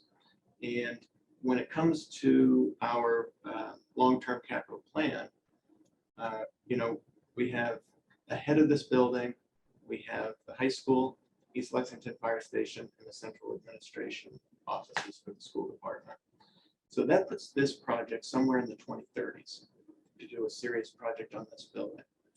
And so I didn't see it as a waste of funds at this point in time to do something to bring this building into the 21st century. Even the 20th would be good. But so that was the reasoning behind that. And it wasn't just to make it look pretty, it was to make it more functional as a hybrid meeting space.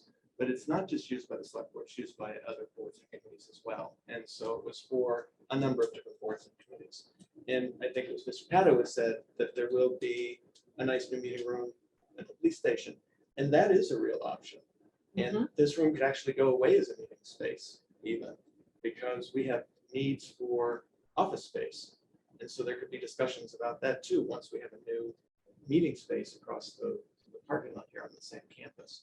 So I think that there's got to be a lot of discussion about things like that, because seeing the organizational assessment, there's recommendations for additional staff. You already know we don't have space in this building for them. So that's going to be the biggest challenge we have, is where we need additional staff to provide services, but where are we going to put them as well? So I think that there's a lot to be studied about that. Right now, I was trying to keep track of the little hash marks on who ready to vote on certain things, and the electronic sign boards were about the only thing that the majority of the board was ready to go forward with right now. I do think that, and so a lot of these items, whether it's HR or something else, one of the spending requirements, they hadn't changed it so that loss of revenue could cover everything, was loss of revenue. And clearly this last year we saw probably the lowest amount of money available to the town as part of the revenue allocation model.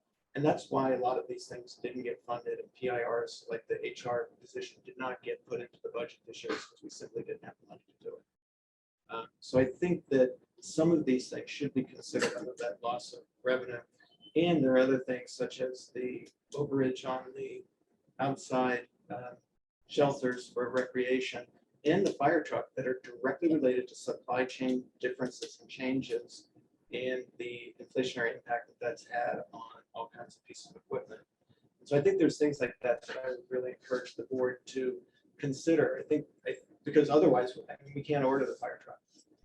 The town meeting approved buying a fire truck. We can't order it because it's this much. So I think there are some things like that that we should consider.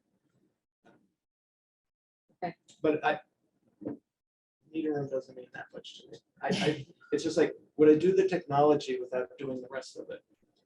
You know? And All right, Ms. Berry, I mistakenly thought that your initial comments were your comments. So Well, no, go because then ahead. you guys went into detail. I was just gonna suggest in light of the time, that perhaps you just poll the board on the items under additional requests with today's date. And there's a bunch of them that we just go down that section on the spreadsheet and see where we all are, to give Mr. Malloy some direction. I'm happy And to do maybe that. if we're not in, it's either a yes, a no, or a hold. Yeah. Right, so that starts with the But but we should be clear what hold means. Hold means no, not now, Not right now. but no But maybe. means take it off the list. Correct. Okay, all Is right. that okay with? Mr. Sandine and Mr. Pat, are you okay with that? So we would be sending this to Oh, I'm gonna do it right now. select board, meeting, staff. I was planning to do it right this minute. No, I'm just asking, what are you asking us to do? I'm just not quite sure what you're asking us to do. I'm gonna, and I believe your suggestion, which I like, and you can tell me if I'm imposing my own opinion, is that I am gonna read things off and I'm gonna ask for 5 votes. Yes, no, hold, Or 5 positions. Right now? right now. We've all had this for several days and it would be helpful for Mr. Malloy. I mean, to Mr. Malloy's point, Some of the in stuff order needs to to order the move. fire truck, they need to know if we're gonna approve the additional money. They can't order the fire truck without the additional money. So in fact, I will edit this list. Instead of doing every one of these, I will do the ones that have at least been mentioned in some form or another this evening. How's that? So I will start, for instance, with the 2 additional electronic signboards. I'm not comfortable with a rush to go through this entire list and So, Mr. Sandine, I will also say that most of the things on this list, this is not a case of first impression. Most of the stuff we've seen several times, and we've had it since the end of last week. And I think we need to move some things off the dime before we really just get into a stalemate and or a loss of ability to execute. Thank you. Particularly in some of these instances where, you know, we're going to talk about things that by the time we get around to them are either going to be, we are going to have lost a full season or lost an opportunity to complete a project that we've been, like fire truck, we've been hanging on for quite some time. So I agree we won't, you know, drag through everything, but I would like to see a few things that we could start moving. If you went through everything, it was a hold. Yeah. Then it's not looking forward with it right now. Okay. Joe, go ahead. So I was going to suggest that we have each member of the board go through this list and send it to Ms. Katzenbach. So at our next meeting, we'll have had everything run through instead of us iterating the entire list. It's a 2-week delay, yes, but I think it'll be much easier for us to process. So 2 things. One is, I'm not here at our next meeting, which is in 2 weeks, but that is okay. I could have my opinions recorded. Mr. Malloy, how much of a delay, how harmful is that? It's not. 2 weeks off. I mean, we have previously said that we were doing ARPA as a 5-person, but since this is just a submission of 5 opinions,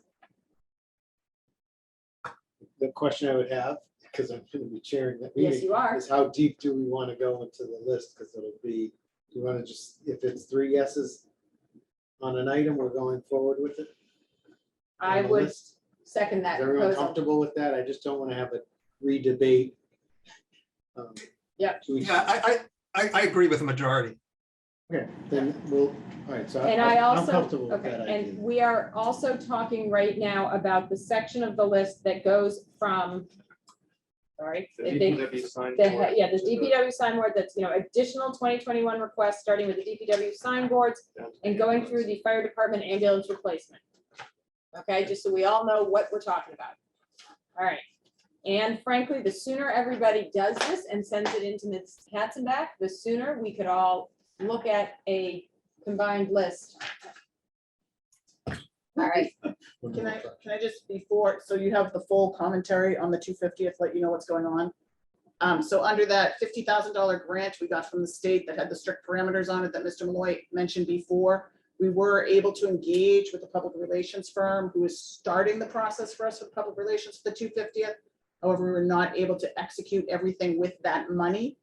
So we were hoping to be able to get some ARPA money under economic development to continue that. If we aren't able to get ARPA money, that website will not get built until it can get put into the budget, which would be a whole year from now or more.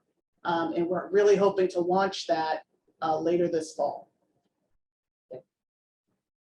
All right, Ms. Iyer, I see your hand, and since we are talking about stuff and we're gonna make votes, we should hear your voice, so you can add what you like. Thank you so much for recognizing me this evening. Quickly, there are a couple of items that have been added, as Mr. Doug Lucenti mentioned, the $400,000 for the landscaping, and there's $100,000 for design guidelines for store facade improvements. I just wanted to remind the board that the board had approved $100,000 to be provided to businesses directly in East Lexington to make some store facade improvements, the back of the stores. But as we did more study, we received requests that were like completely different from each other. So we recognized pretty quickly that we would need a guidelines for them to make it more efficiently distributed and much more something that is if we are doing it right, we need to do it. I mean, if we are doing it, we need to do it right. And the second thing was, as we were doing that, one of the biggest challenges, as Mr. Lucenti said, is that the access way from the bike path to these businesses, and not having a real local-worthy businesses was a big issue, big challenge. And this is not just for East Lexington, but we've heard that from center as well. So that's why we requested those two items in here. And I'll be happy to speak about any other items that are in here that are coming from Economic Development Office. But each and every item has been like, we've had consultants and we've had conversations with several businesses before we made these requests. Thank you. Thank you very much, Ms. Iyer. All right, we are now more than an hour behind our agenda and we have a lot ahead of us. So we are going to move on to discussing special town meeting warrants. And as we have discussed several times over the last several years, we'll say, we need to have an approach to special town meetings. We have the option to create an expectation and a practice of simply having semi-annual, effectively annual town meetings, where we cover all manner of topics. We also could retain simply having or go back to, it's not really retained at this point, an annual town meeting, which is in fact our statutory obligation, and then create special town meetings for specific topics. There are towns where they run anything that comes under zoning goes under a particular town meeting, and a different one for other topics. Alternatively, we could try to just return to an effort to hold special town meetings only when there is something that is a time-sensitive nature. This is how we hold special town meetings within an annual town meeting or within another town meeting when we need to have a date certain, that we need it executed. But we have allowed special town meetings to sort of expand to other things. And we need to decide, is that how we want to operate, or do we really want to encourage or enforce that typically all business is handled exclusively in the spring, all town business, and the special town meetings would only be held for either specific time-sensitive things, such as a planned development district, which we've had several times. Additionally, as is noted in the authorizing legislation, which was in the packet, we obviously are obligated to accept citizen articles. We don't have discretion on that. We have discretion on the other things. So I am hopeful that everyone read through both documents that were in the packet, which shows sort of the trajectory of what we have had at our various town meetings over the last several years, as well as that statutory language. So this is an everybody opine. We don't need to take a vote tonight, but we are looking to give some guidance so we know what's happening as we move towards this fall and whether or not, or what kind of special town meeting we might be considering. So who wants to jump in first?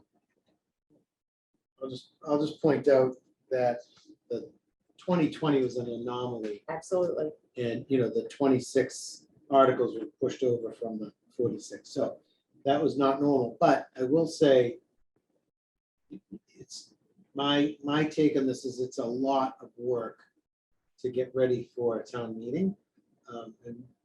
And it does drag the staff and all of our resources into a difficult period when we're trying to get ready for the budget. So if there's too many articles and too many things, we're trying to do regular business, then I'm not super excited about that. I think we should be encouraging the spring to be the big town meeting, and that's the form of government we have. If we wanted a different form of government, we would be doing business differently. But we're in a town meeting form of government, and I think we should focus our effort on the spring and have special, the word special town meeting should be because it's special and not rote ordinary items. Thank you, Mr. Sente. Mr. Pato. So I am somewhere in the middle of extremes. I think that it is valuable to have the fall special town meeting available on a regular basis to make the annual town meeting less onerous. Because when you look at that split, those articles weren't going away, right? We're either doing them in the fall or they're all coming in the spring when we're doing a whole lot of other ones at the same time. So I am open to leaving things essentially the way they are with a recommendation to our committees that said, okay, we're going to ask for a higher bar for why you want to come in the fall.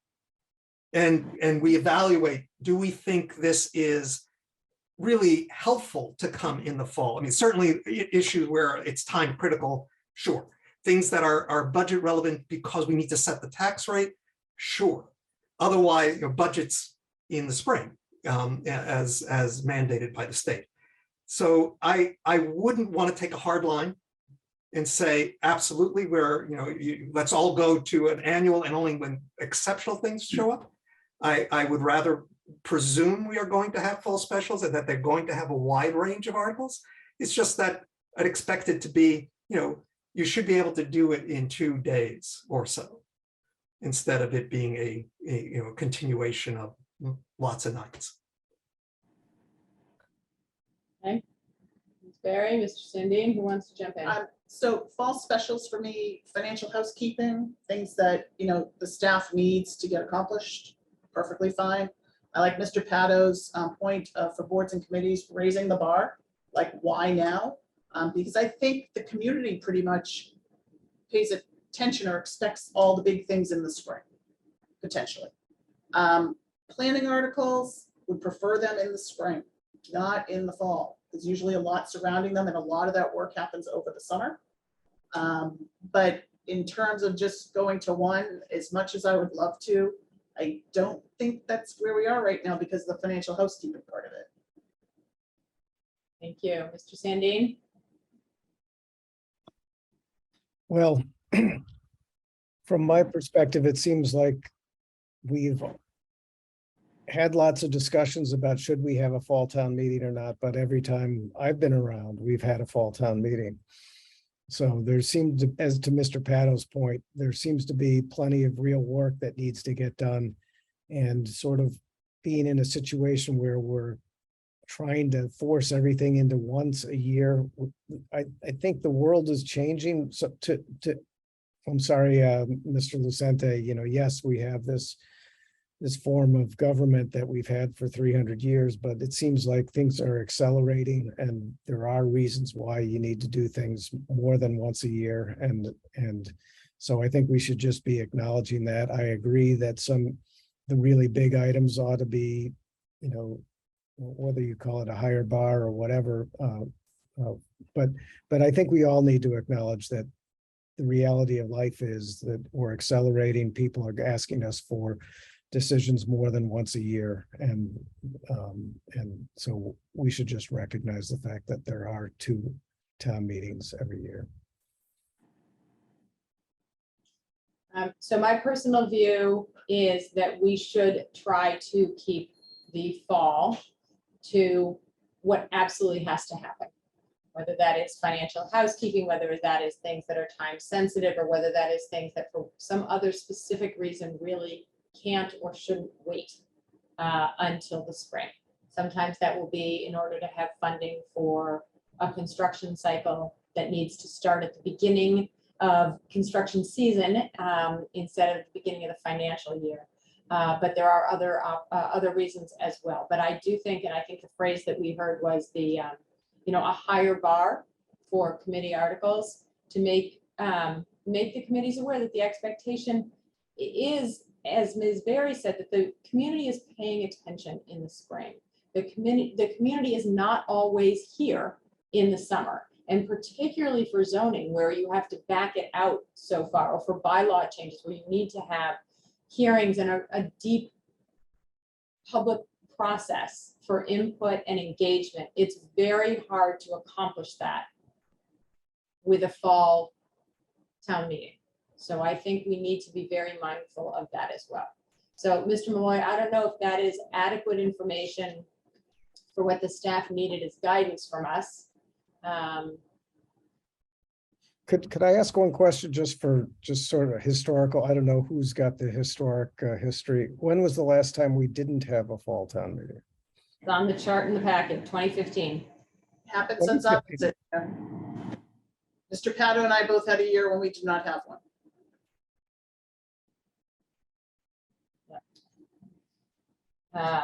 So, Mr. Zenti, do you want to add something? I'm sorry. No, I just think, I hear Mr. Sandin's point about, us being responsive.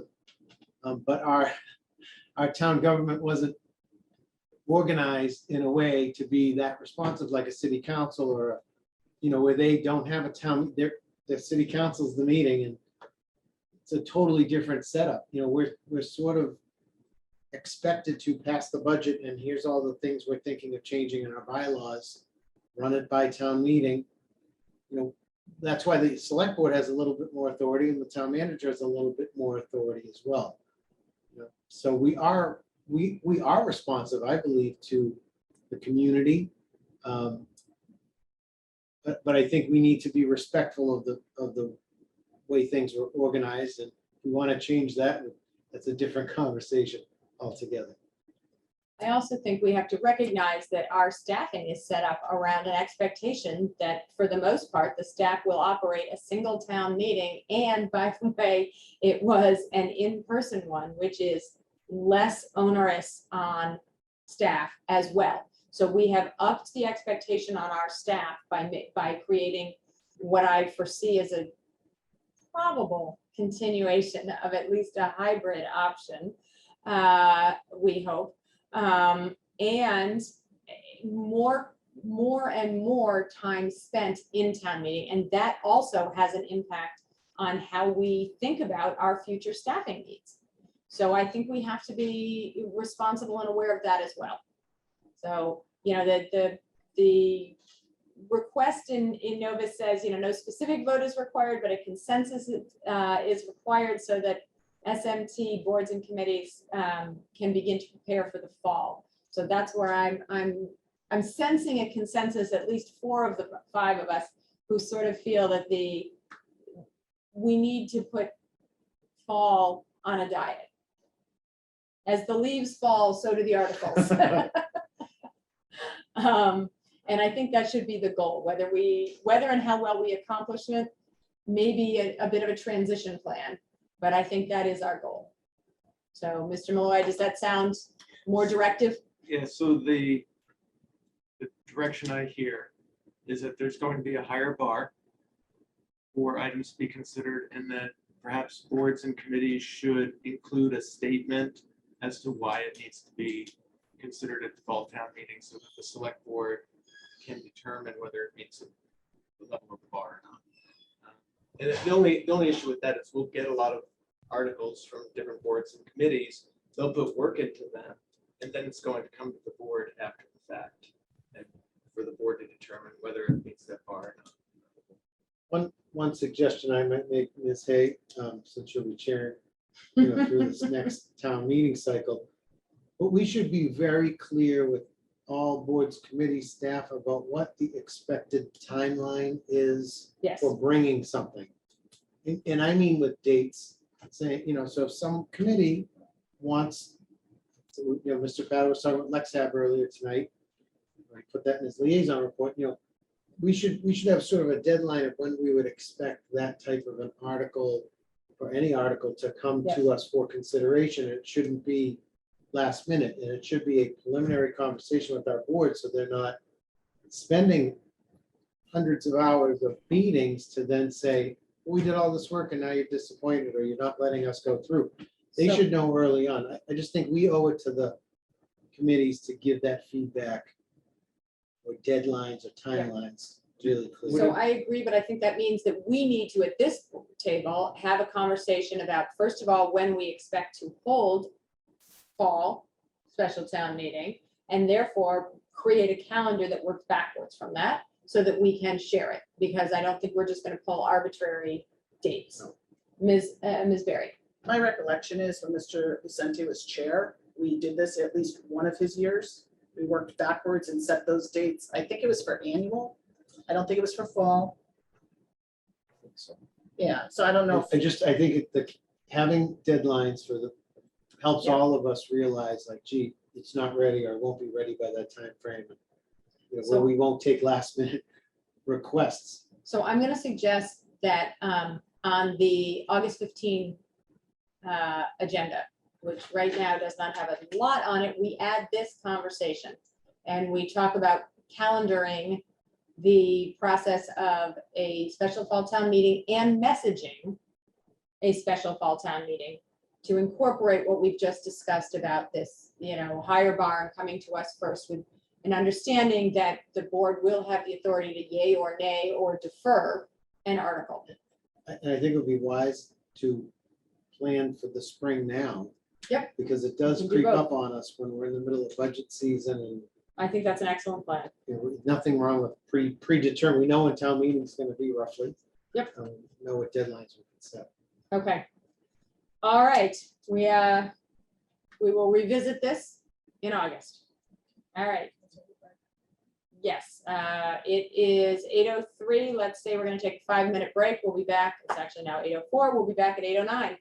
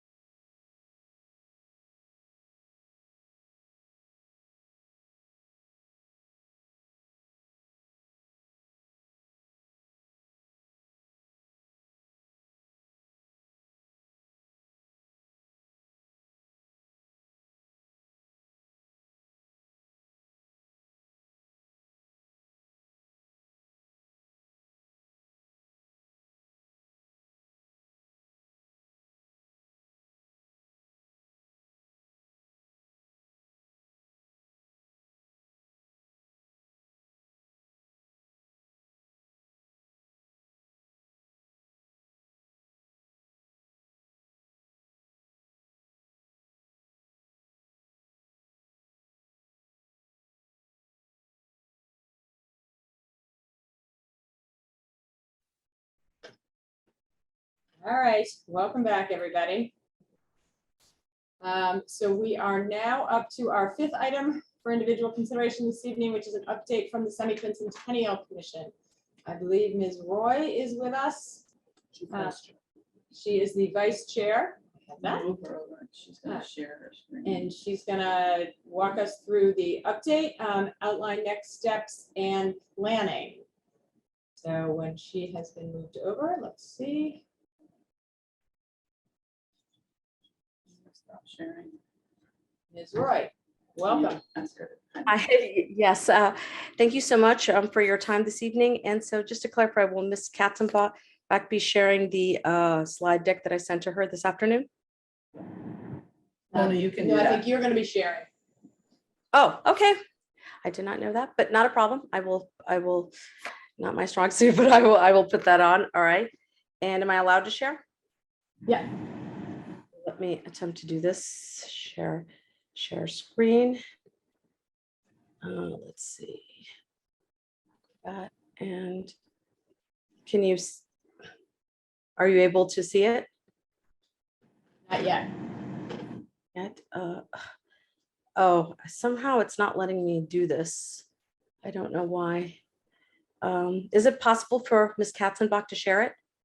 Yeah, it'll be the original one. It doesn't have the transitions in it. It doesn't have, okay, It's the original. that's the original. Okay, all right. Well, we'll just go with that. So anyway, I'm recognizing the time. I'll try to be brief. So I'm Mona Roy from the Semi-Quincentennial Commission, also known as Lex 250. And you already know who we are because you appointed us to make recommendations and coordinate the townwide activities to be held to commemorate the 250th anniversary of the Battle of Lexington and other historical events related. We usually meet about twice a month and our meetings are posted on the town calendar. So the first couple of slides here are just a quick overview of some of the deliverables, and I just included it for the public's information. One thing I did want to mention is that we've been very thoughtful throughout the process in our commitment to diversity, inclusiveness, and really having opportunities at all levels and activities for community engagement. This is a celebration for everyone, and we want everyone to be a stakeholder because we all belong. So the next slide. So the first, we've been up to several, next slide. So some of the things that we've been up to that I wanted to highlight is our logo contest. It was open to students living and either living in Lexington or attending school in Lexington. As you know, branding is a very important part of any endeavor. And so we wanted a logo that conveyed that really captured the spirit of our celebration. And we got several wonderful, we received several submissions, and the one that you see, which is highlighted on every sheet, is the winner, 250 with the circle, and it really very much captures the spirit of Lexington. But I also wanted to highlight our first runner-up, which is really just an amazing piece of artwork that captures our larger spirit of diversity, equity, and inclusion. And so we've actually, we will be using both of these where we can, because I think when you have so much talent, why not utilize it? Next slide, please. So we've also engaged in some larger publicity. I mentioned the logo, and we unveiled not only the logo, but the first and second runner-up in the morning at Patriots Day, and then the winner was featured on the Wilson Farm Float. And we've also engaged, and we've also put together some initial set of promotional materials that have the logos, as you can see on the right. And one of our members, Steve Cole, solicited various community groups for some input and work with LexMedia to put together this initial promo video, which I believe you saw, which was really captured our tone of inclusivity and really set the stage for future engagement. Next slide. So the other, did we miss? Did I miss this? No, sorry.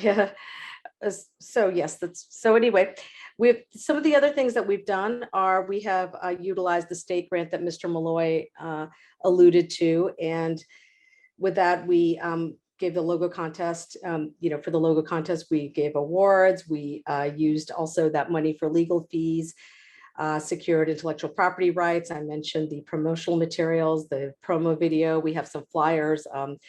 that will be found at the library and community center. And we started discussions with website social media developer Shield. And we've also, we did a brief high-level update to town senior staff so we could hear initial perspectives and start thinking about logistics and other planning. And also our chair has been meeting with the state group and surrounding towns to just get, a feel for things.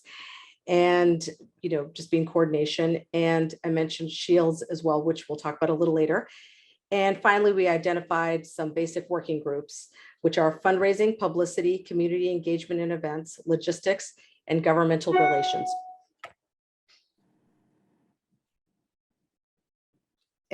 And one of the things that was really nice about our committee is we have representatives of different parts of the community. So we're able to really see some interesting perspectives. Almost all of us have been engaged in Patriots Day in one way or the other. So we're fortunate to have many members of the reenactment community, Daughters of the American Revolution, Scouts. I could go on and on, musicians. But I think that it makes it very easy for us to kind of, see that perspective. So what are we doing in process? We will be consulting and collaborating with Shields for our social media outreach vision. We will provide guidance for publicity for the website and also some ideas, hopefully, on how to use technology to assist with recruiting efforts. I'm not sure if you were able to see their work for the Plymouth 400, just mentioning to the public, they did some amazing work, their attention to detail, visual capabilities, both their content and aesthetic vision. I think that kind of vision we feel will be very useful for Lex 250 to attract both tourists and our own community members for further engagement. Speaking of community engagement, we're planning on having a community stakeholder event tentatively planned for October. This is really, the marquee weekend will coincide with Easter and Passover. So we have already started initial outreach to LICA, where the community stakeholder events will have some a larger group with community groups. And we will also continue to engage with surrounding towns. But it's not just this one community stakeholder event. We are going to be raising awareness at the community level and encouraging membership and really leadership of the working groups, which will be meeting on a regular basis. We will also continue to work with tourism to develop and offer merchandise to celebrate 250 and encourage economic development. And we're also working on a longer promo video to play at the visitor center. So as we mentioned, we have a lot of people working, on long-term things, planning, coordination, and collaboration. What's been nice about having people from the reenactor community is that they're able to really give some perspective on logistics and what it takes to really put together Patriots Day. A lot of us, we go there and we just enjoy the events, but I think we have at least 4 people from the reenactment community on the commission, and they've been able to give us a vision of what that looks like behind the scenes. Of course, none of this works if we are not coordinating with everyone. So we are going to be in continued communication with town staff to understand what it'll take to execute our vision and understand what is practical to do within this town. We will also continue to work with Lexington-based community groups and other stakeholders to find opportunities so that everyone can support and be a part of Lex 250. This is a celebration for everyone, and we want everyone to be a stakeholder.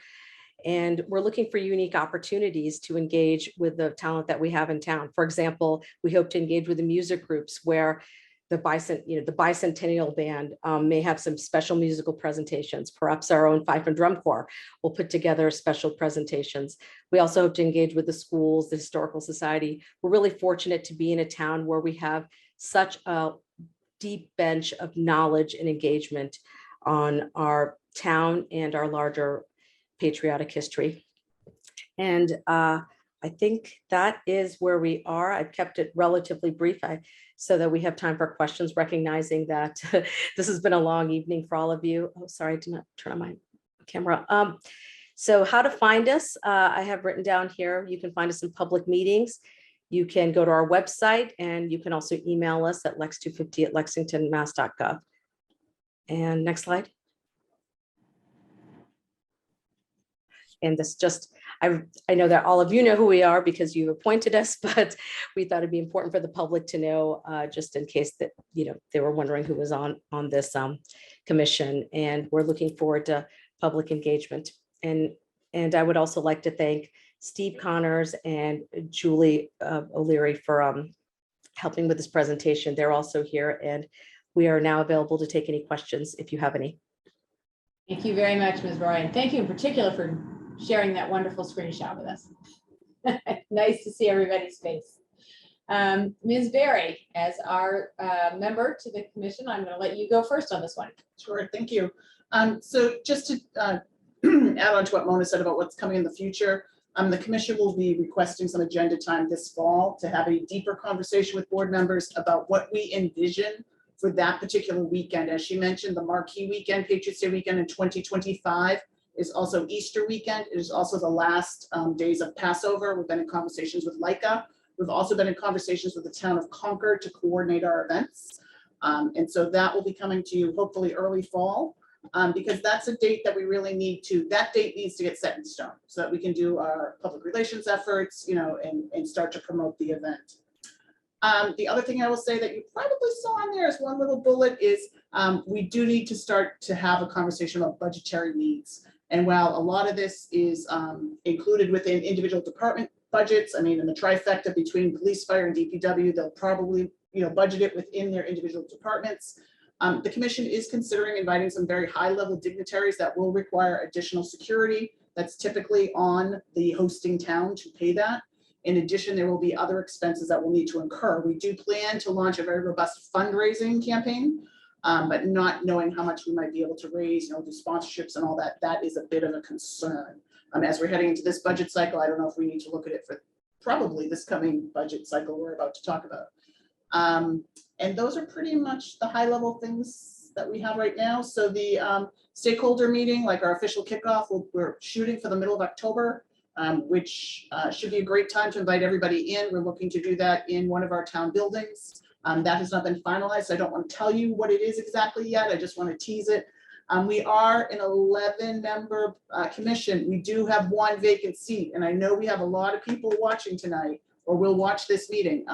So we do, our seat that is for a school department representative is still vacant. And what that means is it's somebody who is directly affiliated with the schools, not necessarily an employee, could be somebody from PTA, PTO, a very active parent who can help serve as the pipeline, the liaison, the connection to the schools. In our last round of committee appointments, I believe nobody applied and it was advertised. So get the word out there. We need to fill that seat.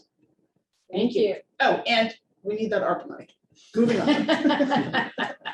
Nice plug. Anybody want to jump in, or should I just move further around the room? I guess we could go back to our, what we used to have in the order, which I think would be Mr. Sandin after Ms. Berry.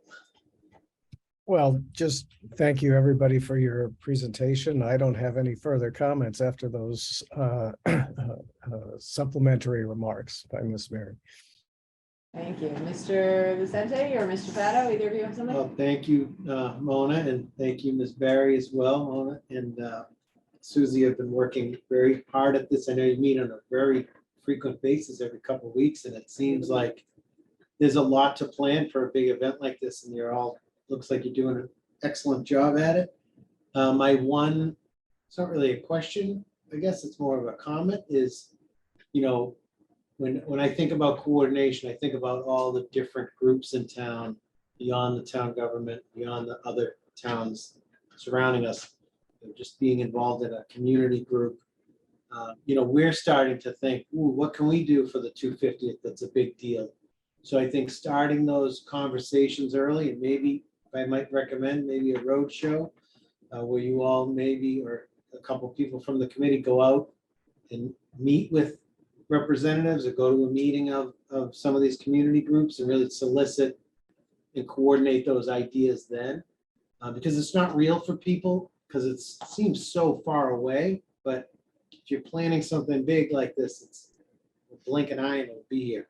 So I just know, our group has started talking about 4th of July. What's that going to mean for the 250th? And is it going to be 2025 or really 2026, because it's the, 250th anniversary of 4th of July. So anyway, just throwing out some thoughts about how, some conversations with groups like that might be really helpful and beneficial. And they may not just show up at your meetings because they might not even know that we exist as a committee.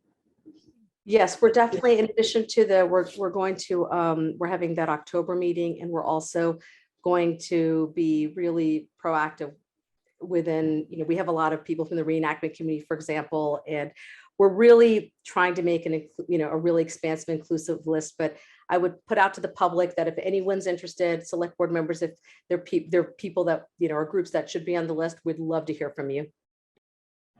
Thank you, Ms. Roy. Mr. Pato, and I'm just going to add my thank you, and we look forward to the next update. Mr. Pato, do you have anything more?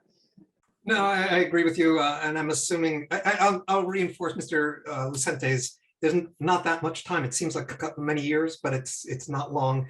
And my personal lament is, I imagine you're not going to try to recreate the regatta from the 100th anniversary.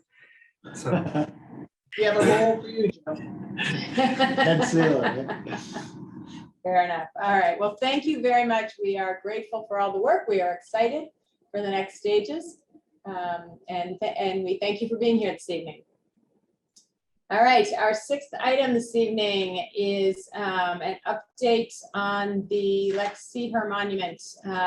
Is what? I just need a minute. Okay.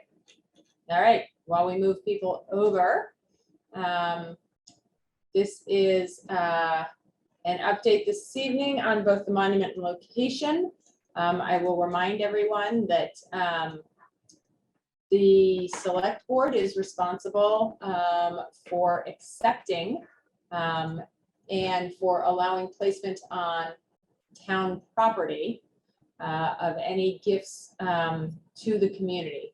This is a proposed monument titled Something is Being Done, and its placement suggestion is on town land in front of the visitor center. I believe the address is in our packet. I'll get that number because I never get the number. 1875 Massachusetts Avenue.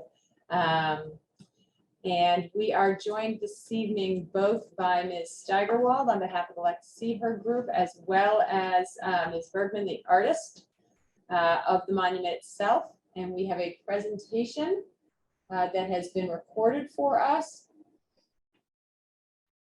to outline the proposal. We will then have questions from the board members. I will take public comments, and then I will ask the board for opinions following that. So while this is pulling up, here we go. We're excited to ask you as select board members to grant permission for the placement of a new monument to recognize Lexington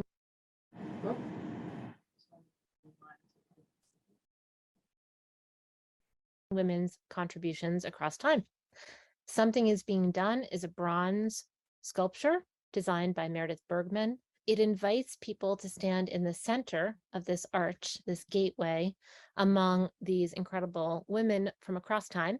They've made contributions to our town economically, politically, intellectually, socially, and culturally. For LexMedia, site really matters.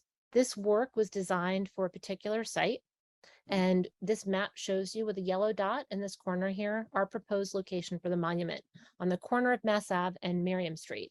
It's about equidistant from Cary Library, our beloved library, a row of commercial modern stores and restaurants, the brand new visitor center, the historic Buckman Tavern, where Ruth Buckman once lived and worked, and the Minuteman statue, which is right here in the corner of the Battle Green, formerly the Town Commons. Each oval here correlates with one of the women, and each of these women had a tie to the place in this immediate area. For us, that's important. It says this is the best, most respectful way to remember these Lexington ladies and to tell their stories and share them with residents and with visitors. These women worked here, they protested here, went to school here, some were enslaved here, some died here, and their stories and their place go together to make our proposal meaningful, respectful, and engaging. The women in the gate stand back to back. There are two fronts, and all of the women are equally important to us. Margaret Tulip was a Black woman who lived here for 75 years. She was enslaved, attained her freedom, unjustly taken, re-enslaved, and then had to sue for her freedom in the courts. She eventually won. She was also a mother and a grandmother. Her story helps us think about the pursuit of liberty and freedom in the birthplace of American liberty, because the pursuit for liberty is not the same for all people or for all women. Women as a group have many different identities. On the other side stands Anna Harrington. Anna Harrington was a white woman living at the same time, right across from the Commons. She had the ability to host 45 women at her home in a spinning protest, an act of political defiance. These two different women lived at the same moment in time. Each in the sculpture stands on her own, and we're invited to think about the relationship between them, their moment in time. And this is the visitor center lawn. It's a very large lawn area. With the monument, we can still have concerts, Eid could still be celebrated, and we don't have to change the way we enjoy the space. We can enhance what there is in the space to enjoy. This is a site plan from Inga Daniels, who's here and can answer questions. We also looked at original sketches and a sculpture mock-up made out of foam core. We want to clarify that the finished work will not be flat like foam core. So Ms. Bergman has provided some step-by-step photos that help show how this bronze bas-relief was made. She began with line drawings. As the drawings get bigger, she can add more detail. And then when she moves to clay, the depth comes into play. Her finished bronze work has greater detail and greater depth that allow you to see each figure with details and as real people. In fall 2020, we went to town meeting to measure whether there was community interest in bringing forward a new monument. Our plan A was to put a monument hopefully in front of Cary Library. In pursuit of a plan B, we consulted with then Chair Doug Lucenti and Jim Malloy. They identified a trio: HDC, Monuments and Memorials Committee, and DPW. We had an internal list of criteria. At the very top, we had accessibility, and we turned to the Commission on Disability for their expertise to help guide us. We narrowed from more than 20 sites, our top 5, brought them to the Commission, showing them all of the options. Their feedback focused our attention on Site 15. We have stayed with Site 15. It has continued to prove to check all of our boxes, and the Historic Districts Commission granted a certificate of appropriateness for Site 15. This is a representation of approximately how that space would feel. You're looking at the library, and the rotation that HDC suggested might be more poetic was very nice. It's really a small portion of even just the triangle. There's plenty more grass on both sides of these walkways. We sought input through outreach in the newspapers and in Zooms during COVID, at live community events. In addition, we had a very public process going to multiple town committees, commissions, boards, councils. This is a summary chart. The green boxes indicate the green light feeling that came from HDC, Commission on Disability, the Center Committee, and the Design Advisory Committee. They embraced and supported or recommend approval of the proposal, which is the specific design at Site 15, because these are integral. 2 other committees, the Monuments and Memorials Committee and the Tourism Committee, see it differently. They feel that they want to separate out the design from the site. They support the design, but they do not support the site. Once we learned this and they took their votes, we had dialogue with Mr. Lucenti and Ms. Dixon, identified some alternate sites to explore. We have a summary chart and we can have a discussion about what we learned. And then we spent an additional 4 weeks gathering feedback from supporters and stakeholders to understand how people would react to an alternate site. What we learned and the conclusions after studying information from the town as well as from Inga Daniels was that Site 15 remained the most feasible site, the most meaningful site, the best site in terms of accessibility. We summarize that further here. There is no site that would have 100% consensus. Either some committee or commission doesn't like one or another site for different reasons. And because we have a strong preference for Site 15, and we saw that there is no site with perfect consensus, that also informed our view that we wanted to come forward to you with that certificate of appropriateness from the HDC and present the different points of view. This is a quick pictorial summary of groups in town that have supported our proposal, meaning both the design and the site. So this is another measure of support. People have made contributions knowing that we were pursuing Site 15 in particular. This includes the 90% threshold we needed to meet before we could present to you tonight. Plus, we also have sufficient funds for that $10,000 maintenance fund. We want to highlight on why Site 15 is the most effective. It's historically significant, highly visible, meaningful. It's accessible near the Liberty Ride, great for both residents and also visitors. There's parking and restrooms nearby. It will draw people into the visitor center and into Buckman Tavern. People see it as Lexington's outdoor living room where we have art. This is itself a work of public art. People think it's great for business, which is why the Chamber of Commerce and the Center Committee also expressed their support. And we talked about some of the relationship between the women we can expand on. It's a great gateway between the modern part of our center and the historic part. And the bustling area fits a group of women being celebrated. We believe the benefits far outweigh any potential downsides. And that includes the fact that we won't displace or move anything or anyone by adding this monument. Right now there's green grass and there will still be plenty of green grass. The Battle Green Master Plan includes both the tavern and also the Battle Green. And these were both busy places in the years leading up to the battle and after, as the town common where the church and the school were, and the tavern where drovers would come through from Boston and look for a meal or a place to stay for the night. Right now we have picnic tables and cornhole games, and that's terrific. Women are often told that we take up too much space or we should step back or move to the side.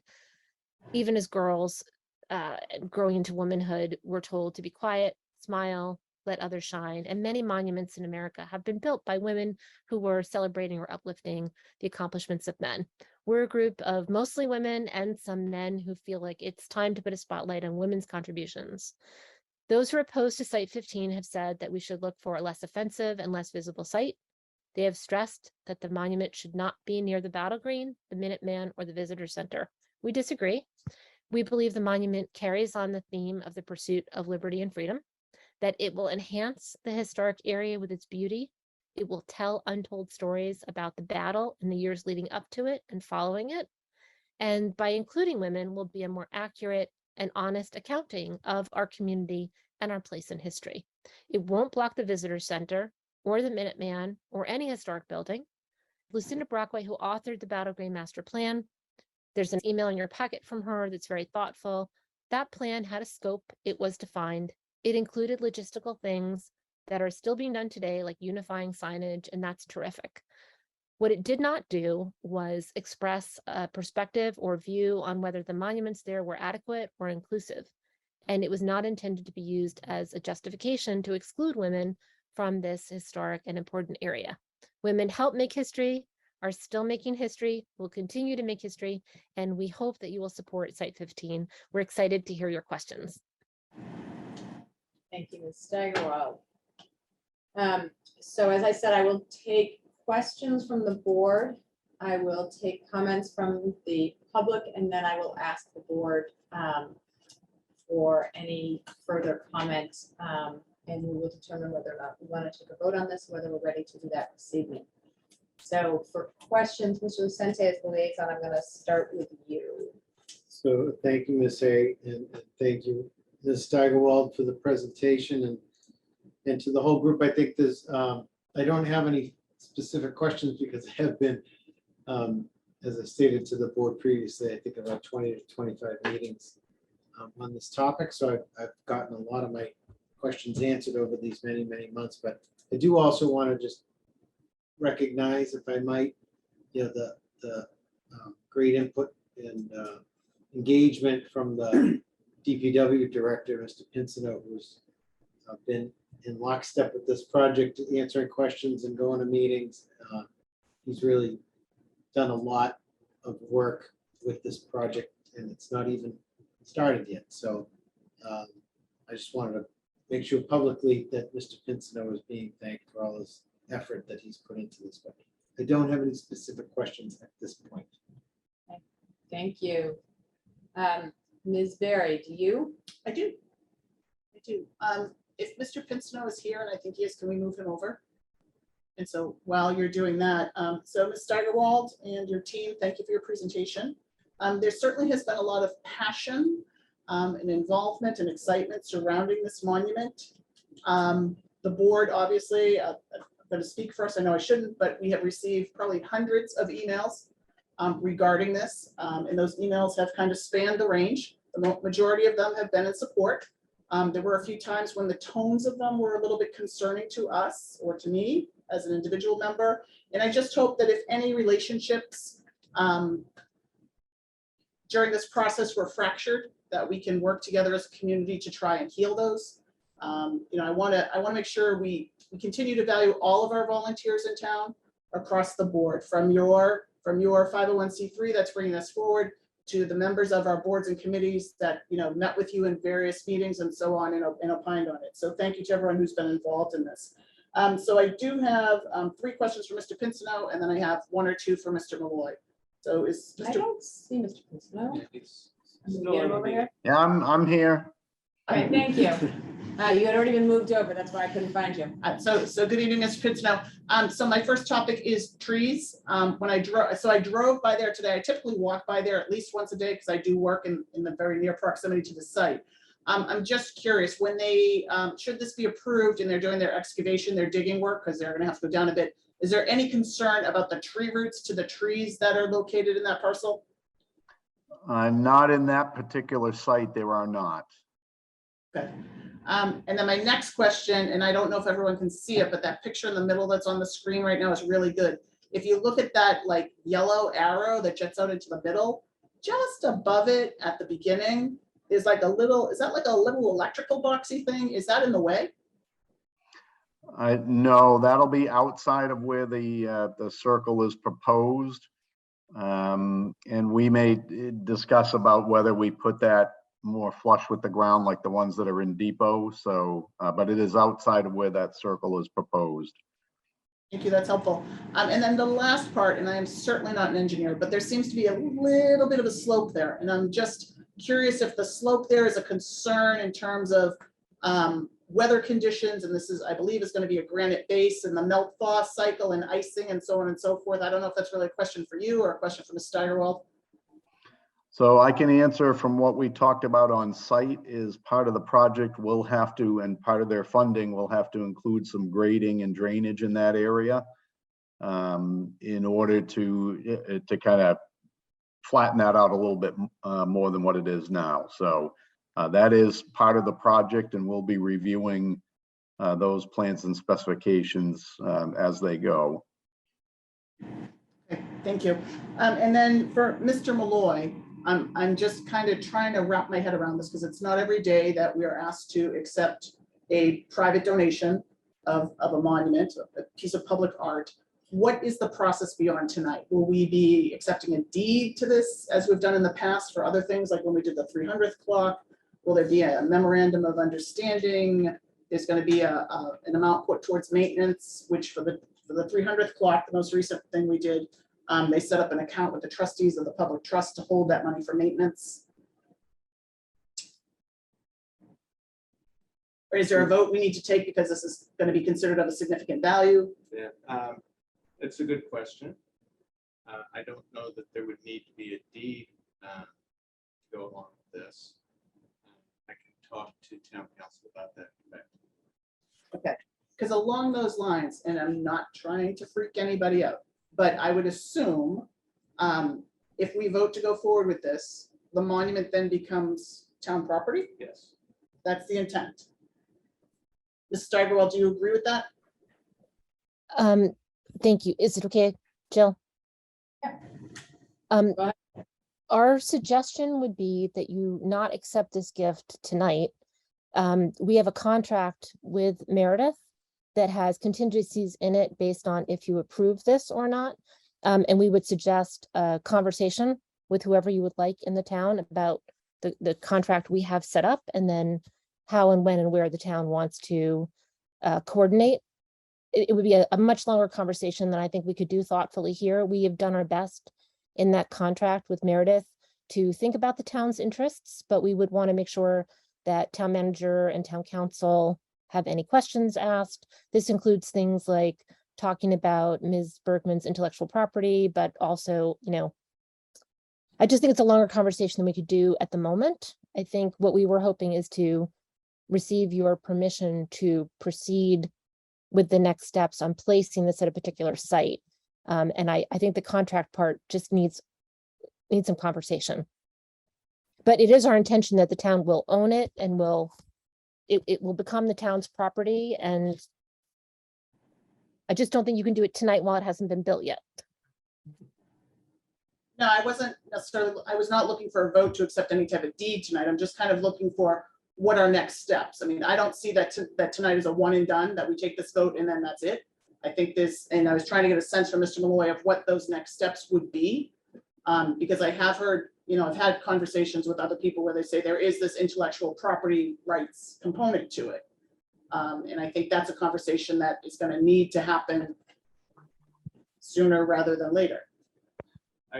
What I will do is I'll reach out to Ms. Steigerwald and we'll set up a meeting between town council, myself, Ms. Steigerwald and Ms. Bergman, and have a discussion about what's in and we would probably want to see a copy of the contract that you've discussed with her already, so that town council can have enough to read it before we actually meet with her, and then we can have the discussion. We'll bring that back to the board on another. Mr. Malloy, I want to interrupt. You're fading away. It's difficult to hear you. I'm sorry. So I said that I would reach out to Ms. Steigerwald. I'm talking to my computer sometimes because I'm looking at you there, and I apologize for that. But I would reach out to Ms. Steigerwald and set up a meeting between town council, her, Meredith Bergman, and myself to have a discussion about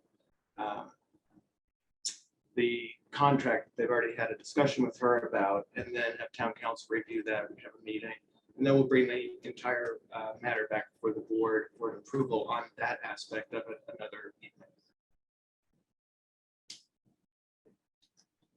Mr. Malloy, if I could ask to be included on that, Sure. just because two reasons. One, I've been sort of following this project along the whole way. And second, I've had involvement with two other gifts that the Lions Club has given to the town that were significantly large.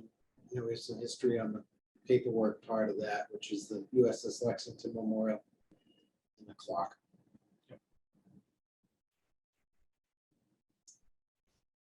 Was that everything? Yep, that's Okay. okay. Thank you. You're welcome. Mr. Sandin. Okay, so thank you so much. I don't have any questions this evening. I've been following this project along pretty closely for quite some time, and I've felt that there's been a lot of information and all my questions are answered at this time. So thank you so much, and I appreciate all the hard work and the enthusiasm from the people that are moving this forward.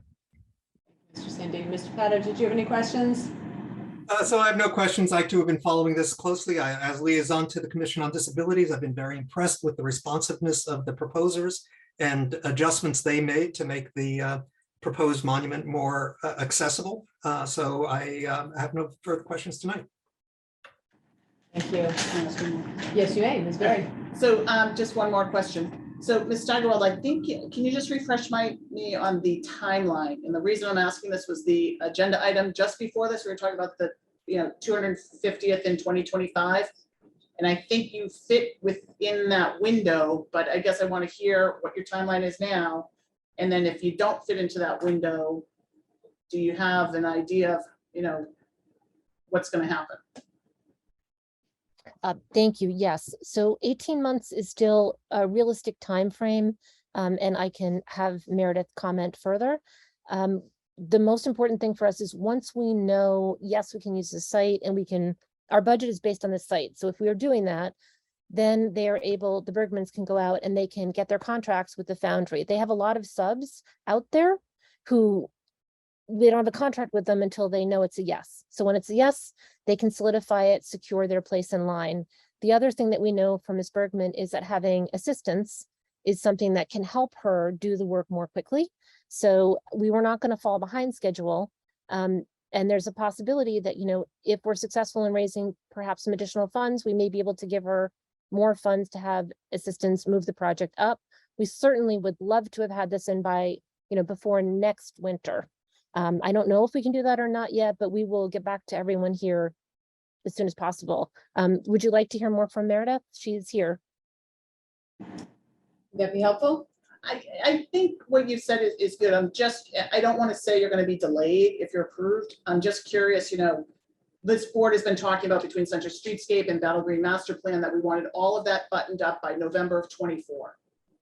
You know, and I'd like to think if you're successful that you'd be done by then, but my question is if you're not, there's going to have to be a conversation of, you know, we're expecting over 1 million people of what's going to be happening in that particular piece of land. It sounded like I got to listen to the conversations with Meredith and Inga and Mr. Pincinot as well, who has been extremely helpful. And it sounded like there's a lot of easy ways for them to communicate with each other to make sure that the timeline is very streamlined. The town has a lot of experience thanks to Streetscape. And so I know Mr. Pincinot already talked about how to make a tight timeline where supplies are delivered, areas are demarcated, and everything flows really well.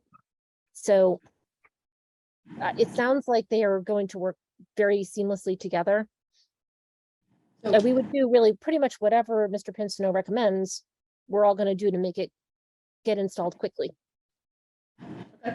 So Ms. Steigerwald, as follow-up, I think it would be helpful actually for the board to hear from Ms. Bergman as long as she has made the effort to be here this evening. I would like to hear a little bit about the projected timeline. Were we to approve this evening, what are the next steps and how long does I was going to say as long as everything goes well, but even if everything doesn't go well, what do we see as the realistic expectations? And Meredith is here. Okay, and has she been moved over? Did you already do that? Okay. So Ms. Bergman, you should be able to speak. Thank you. Thank you for joining us this evening.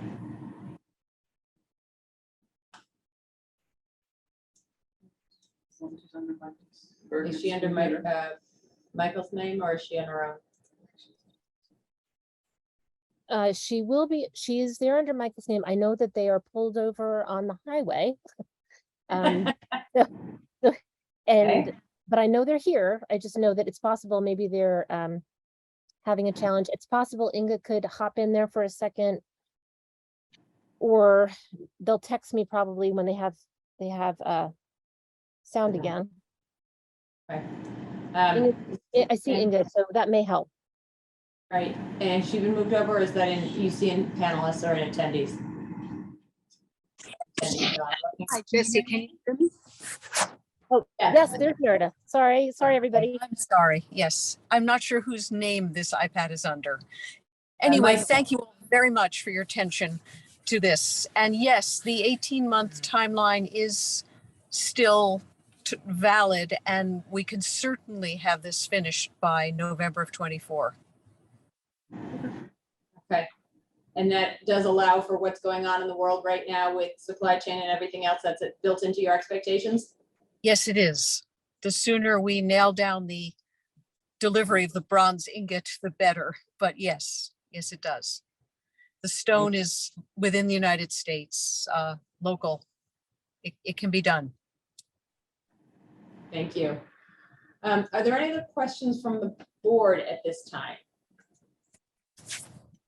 Is there anything else, Ms. Bergman, while we have you and you have signals, is there anything else that you wanted to add? Or did Ms. No, just thank you for considering this. Thank you. All right, I will take public comment again. I would urge people, if you have something that, given the hour, if you have something that we have not received already in writing, I would appreciate that sort of self-censoring a teeny bit, because as Ms. Berry said, we did receive a large number of letters, and we have read all of them, and we do appreciate all of that input. So if there's something anyone would like to add, I welcome that. We do allow 2 minutes per speaker. Please use the raise hand function. And if not, oh, yeah, there we go. Ms. McKenna. Don McKenna, speaking as chairman of the Lexington Tourism Committee. And I'm just going to start by saying I'm frustrated to hear about the 2 minutes, as you and I had previously discussed. Monuments and Memorials was able to present, the committee was able to present on Lex Seher, I should say, that the proponents. The Tourism Committee was not in a position to present. And so I'm frustrated about that. But I do want to share a couple of things with you. As you know, both Monuments and Memorials and Tourism Committee opposed this location. The original proposal for the visitor center was to be in that location, and it was specifically moved out of that position because of the sightlines and because of the work with Lucinda Brockway. And despite that email that you have in your packet, that is very misleading, because I spoke with her after that email and she sent us a further update that I won't get into because I don't have time to. But the Battle Green Master Plan was developed with hundreds of participants in a visioning process. And putting the monument here absolutely ignores the basic principles of that master plan. The HTC supported the project without taking any public comment, which I have complained to the town manager about. And there is still work that needs to be done in that Battle Green Master Plan area, specifically in the areas that they've talked about. Ms. Barry talked earlier about the tone. I agree with the tone question. Saying on page 28 of their slides that we're looking for a less offensive place is not only not accurate, but does nothing to heal and mend fences. Because the fact of the matter is the Tourism Committee has been consistently wanting to work with the proponents for a location that would have consensus. And they have consistently refused to do that. In fact, having a meeting after the visitor center, after the Tourism Committee voted against the project, when it was supposed to include the Tourism Committee, Monuments and Memorials, and Doug Lucente, and they did not include tourism.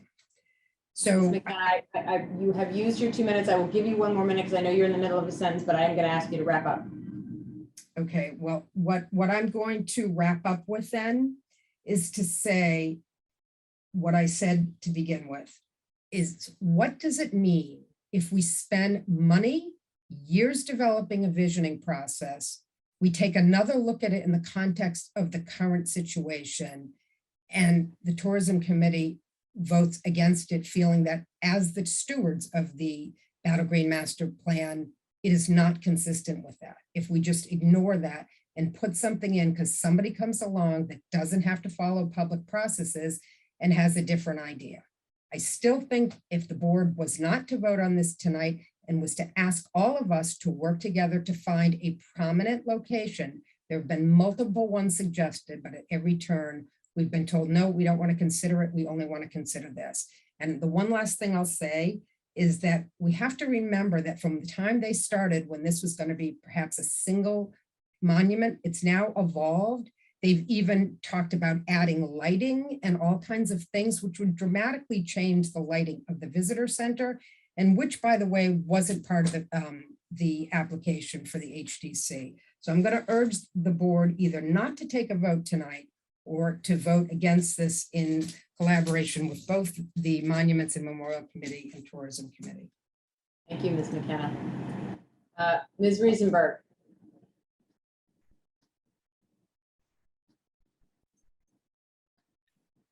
Thank you, Madam Chairman. Wendy Riesenberg, Garfield Street. I just had two things to say. One is about the timeline and the construction. In this particular project, the base, the construction of the base and the construction of the sculpture can go on independently so that they can, collapse the timeline. That gives them a different kind of flexibility.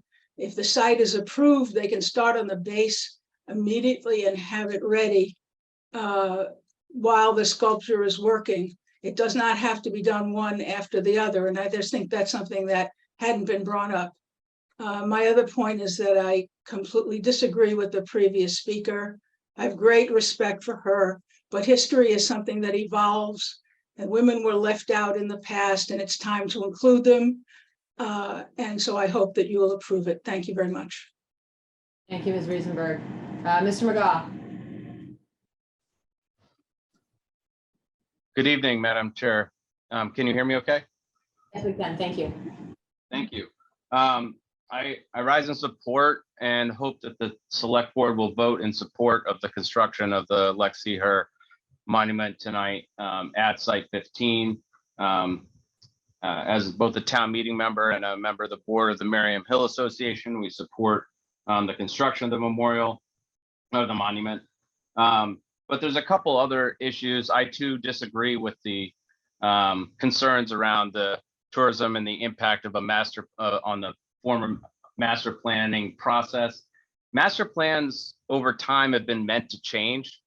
The plan for the National Mall didn't include the Vietnam War Memorial. It didn't include the World War II Memorial.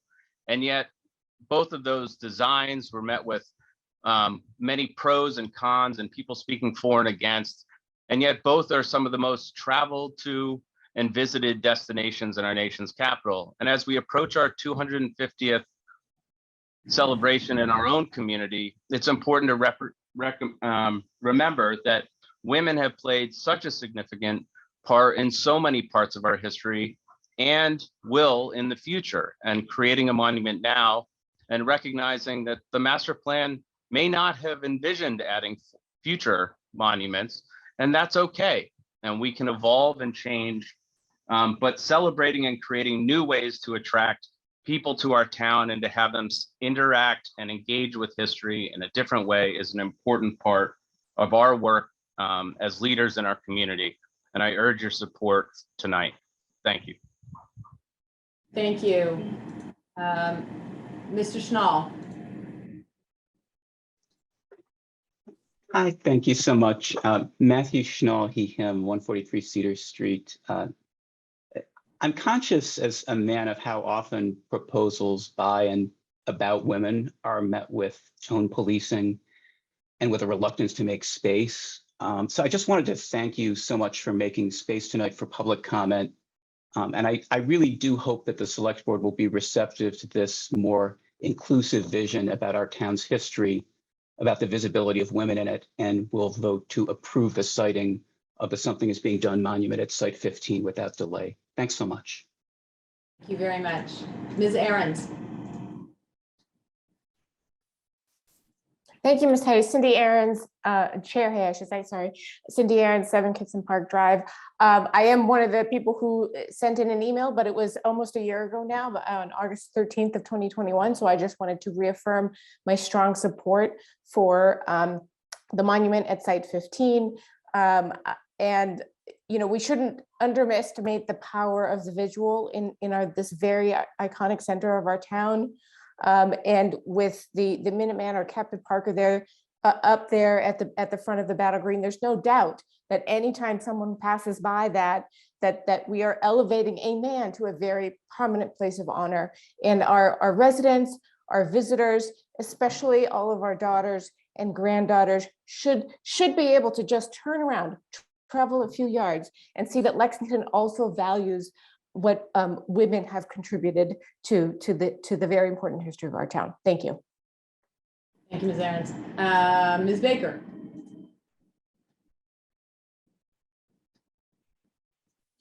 Yes, good evening. I just wanted, as a member of the Tourism Committee, I just wanted to make clear that there was a minority vote on the Tourism Committee. One of those votes was mine. I wanted to make sure that the committee understood that that was the fact. Thank you. Thank you, Ms. Baker. Ms. Jensen.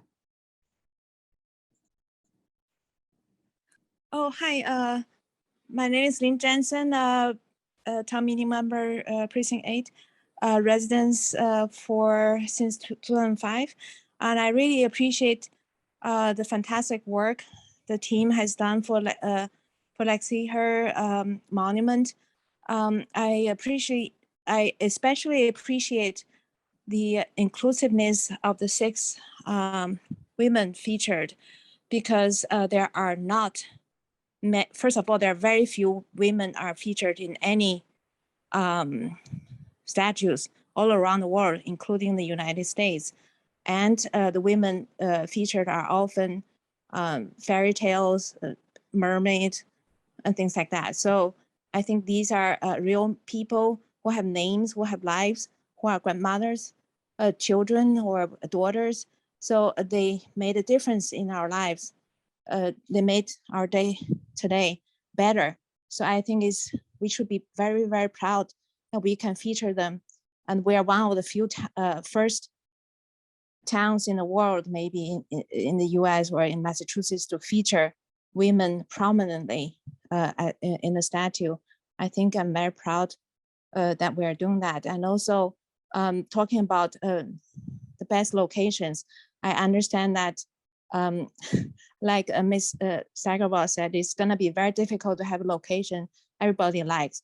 I have one example that to support Mr. McGow said before, even anti-smoke smoking ban in public places was hugely controversial many years ago.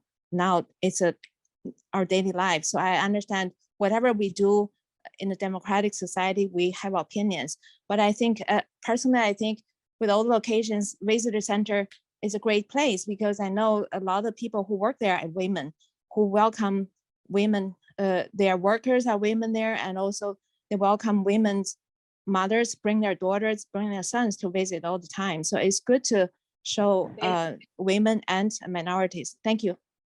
Thank you very much. All right, seeing, oh wait, I do see one more, I'm sorry. Hold on, why is this not coming over?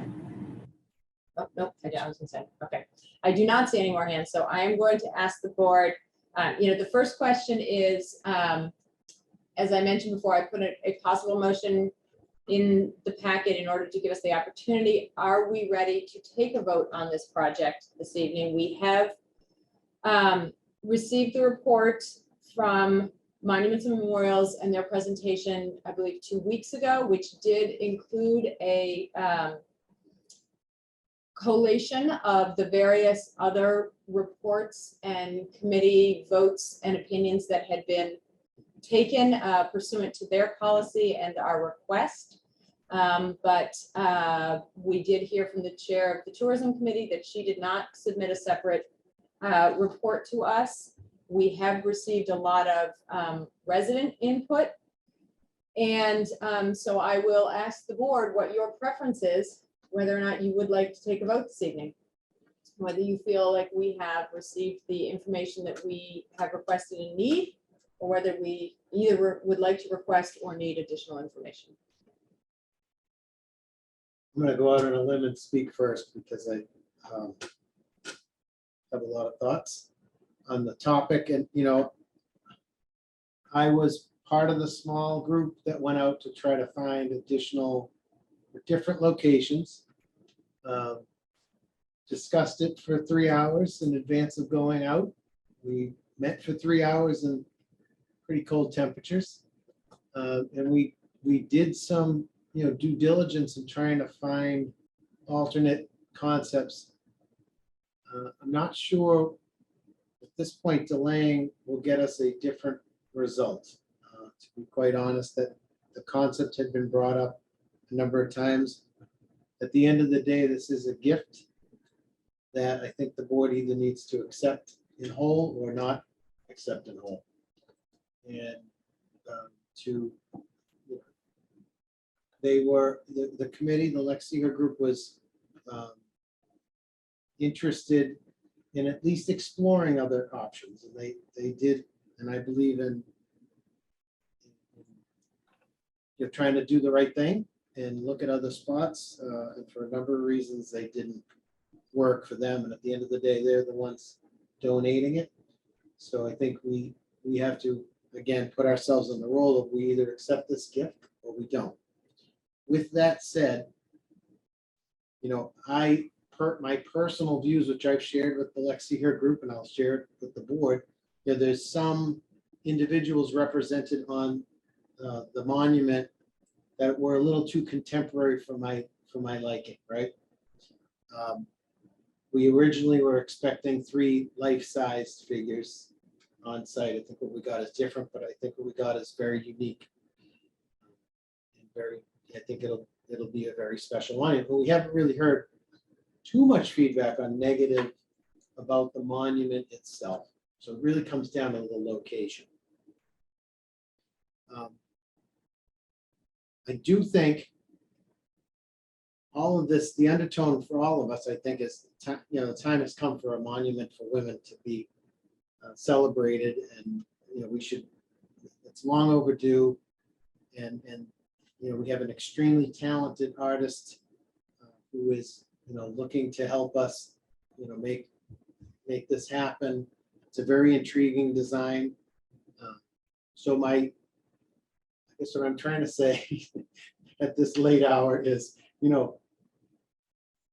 am I 100% in love with every element of it, 100% in love with the location? No. Do I think this is good and it's a good project? Yes. And I always stand by the concept of perfect is the enemy of good. And I think this is a good project. And it'll be something I think years from now the town will be happy and proud of. And I think we should, at this point, move ahead. And I agree with what Ms. Barry said about repairing relationships, and we've got to everyone's got to come together with disagreements and differences. But I think the effort has been there on behalf of the proponents of this, and I think in order to keep on schedule, time is now to make a move and move this forward. That's where I sit. And this is after lots of thinking and lots of evaluating of all sides of this. And I'm trying to be practical with the timeline and the reality of what we may come out with other meetings. I don't think we're going to get to a different spot. Thank you, Mr. Lucente. Ms. Barry, you get the honor of being the other person in my immediate vicinity, so you get to go next. Thank you, Ms. Hay. So I don't disagree, I think, with very much or anything that Mr. Lucente said. I'm not sure there is much to be gained by basically kicking this can down the road and delaying a decision. I think, not being as close to this as Mr. Lucente when he was chair, and then, the liaison to monuments and memorials, or Ms. Hay, you as chair, and your interactions with all the people involved. I think this group of citizens has done what was asked of them when they came forward and they had a conversation with the town manager and the then select board chair. They met with the committees that they needed to. They then went out and met with more committees. Monuments Memorials did what we asked them to do. So delaying it, I'm not sure is going to gain us anything other than more public comment. And then at that point, it's like, does it become a popularity contest or something along those lines? So I am prepared to take a vote this evening. I will be honest, when I went to the mock-up back, I think it was in November or last fall, and it was kind of a cold day. The morning of Thanksgiving. I was intrigued by the design. I was not in love with how it was placed. So then to hear that HDC's recommendation to them was to turn it on that 45-degree angle, intrigues me. And I think it's a positive change. And so, for that reason and other reasons, I can, take a vote tonight. I am a little bit concerned about the fact that, kids are going to potentially climb on it, but kids are going to potentially climb on anything because that's what kids do. So there's that concern for me, but it's not a big enough concern that suddenly we need to, put like mats and everything around it. I'm not being that yeah. So. Fair enough. Thank you.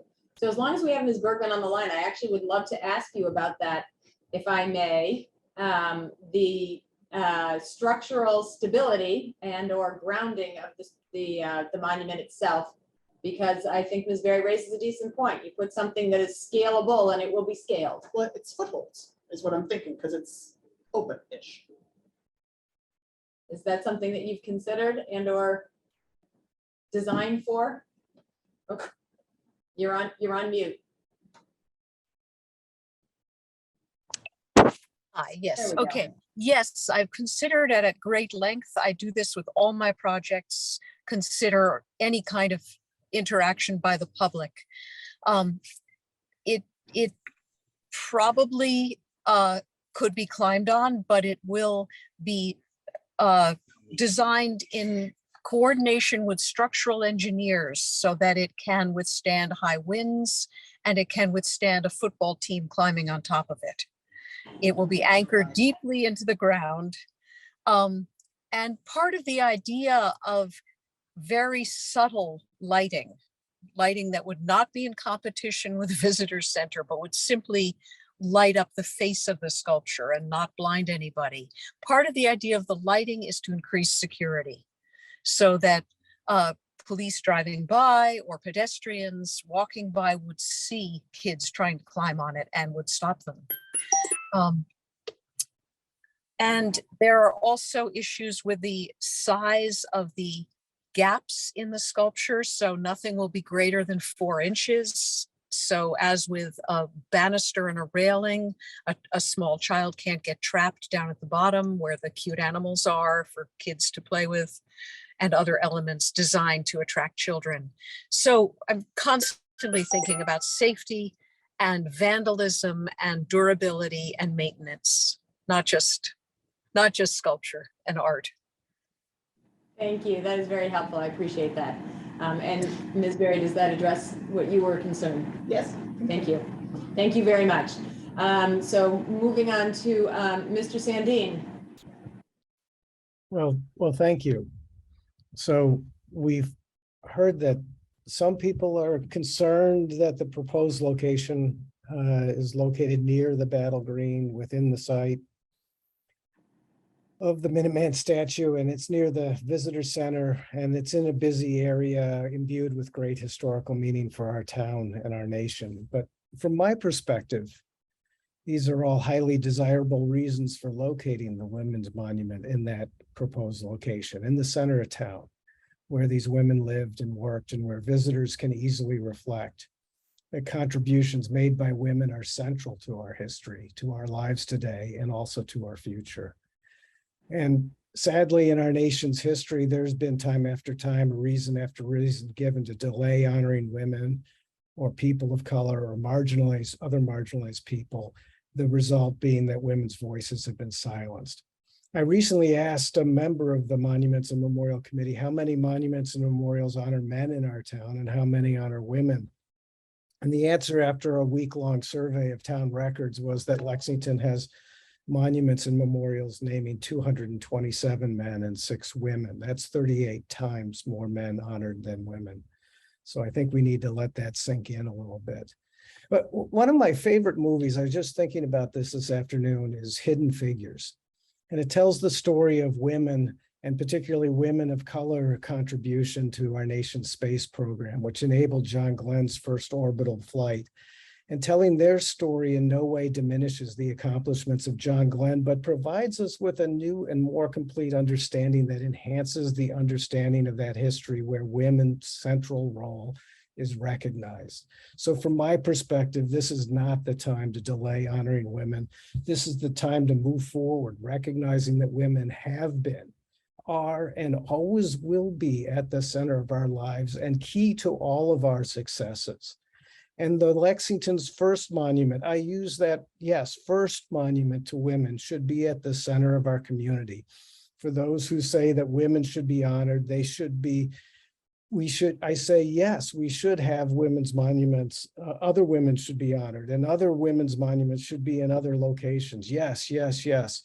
This should not be our last monument to women in the town of Lexington. So I'd encourage my fellow select board members to move forward tonight with the proposed monument at Site 15, so that these women we honor are no longer hidden figures, but are recognized as central to our history, our lives, and to our future. Mr. Sandin. Mr. Pato. So I too am ready to vote on this tonight. I would be thrilled if this was a unanimous vote by the board. I would even been more thrilled if this had been a unanimous recommendation from all participants. But on my years on the board, I've grown to expect that few things are unanimous in the community, that there are valid multiple opinions on a lot of things, especially aesthetics and location and effects on how things have been. That said, if we don't move forward, we die. I mean, we don't have a vital community, and we do have a vital community. So I am completely ready to move forward. I absolutely want to extend my thanks to all of the committees that have worked. We have an in-depth recommendation and analysis from the Monuments and Memorial Committee and from other committees that have addressed this question. Again, I wish they all had come to the same conclusion, but I think before us we see a consensus view, and I am absolutely ready to move forward. Thank you. So I will add that I am in agreement with largely everything that has been said. I think that this process has brought us a world-class artist about whom Lexington should be incredibly honored to include among our attributes.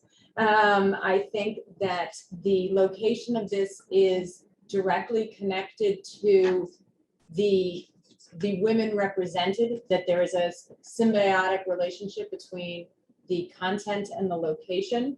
I think that this process has been followed as was requested. I think that the support of the Commission on Disability for this particular location also has made this something that we cannot and should not ignore, in particular because the other locations that were vetted by them were not seen as equally viable or inclusive.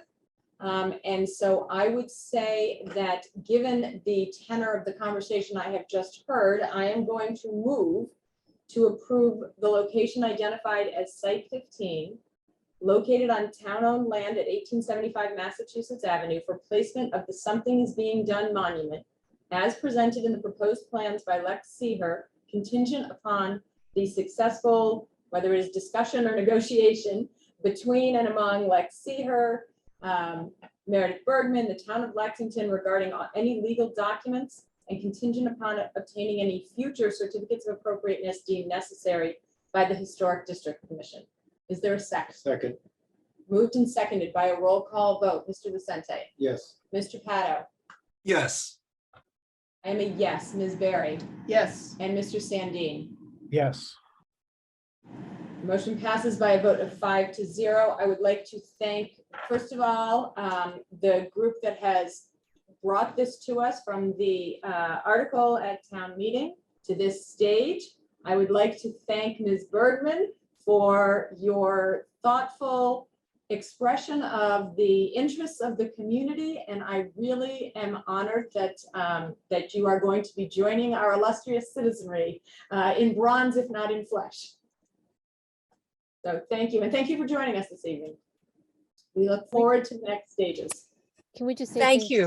Thank you so much from the whole Lexeer team. There's a lot of people here watching on Zoom or not, but thank you all for the attention you've given. And we thank all of the committees, including Tourism, Monuments, Memorials, the Design Advisory Committee, the Council for the Arts, the Commission on Disability, the Historic Districts Commission, the Center Committee, and the many community organizations who have spent a lot of time with us. And we look forward to genuinely bringing everyone together in a really positive way around this work. Thank you all so much. Thank you. And thank you for your work on this as well. We are very excited to see the next stages. So you will be in touch with Mr. Malloy and we will get going on whatever contract stages need to be done. All right. Thank you very much. Thank you, everybody. And thank you all who joined us. So before we recess to executive session, I will announce that the next regularly scheduled meeting of the Select Board will be Monday, August 8th at 6 p.m.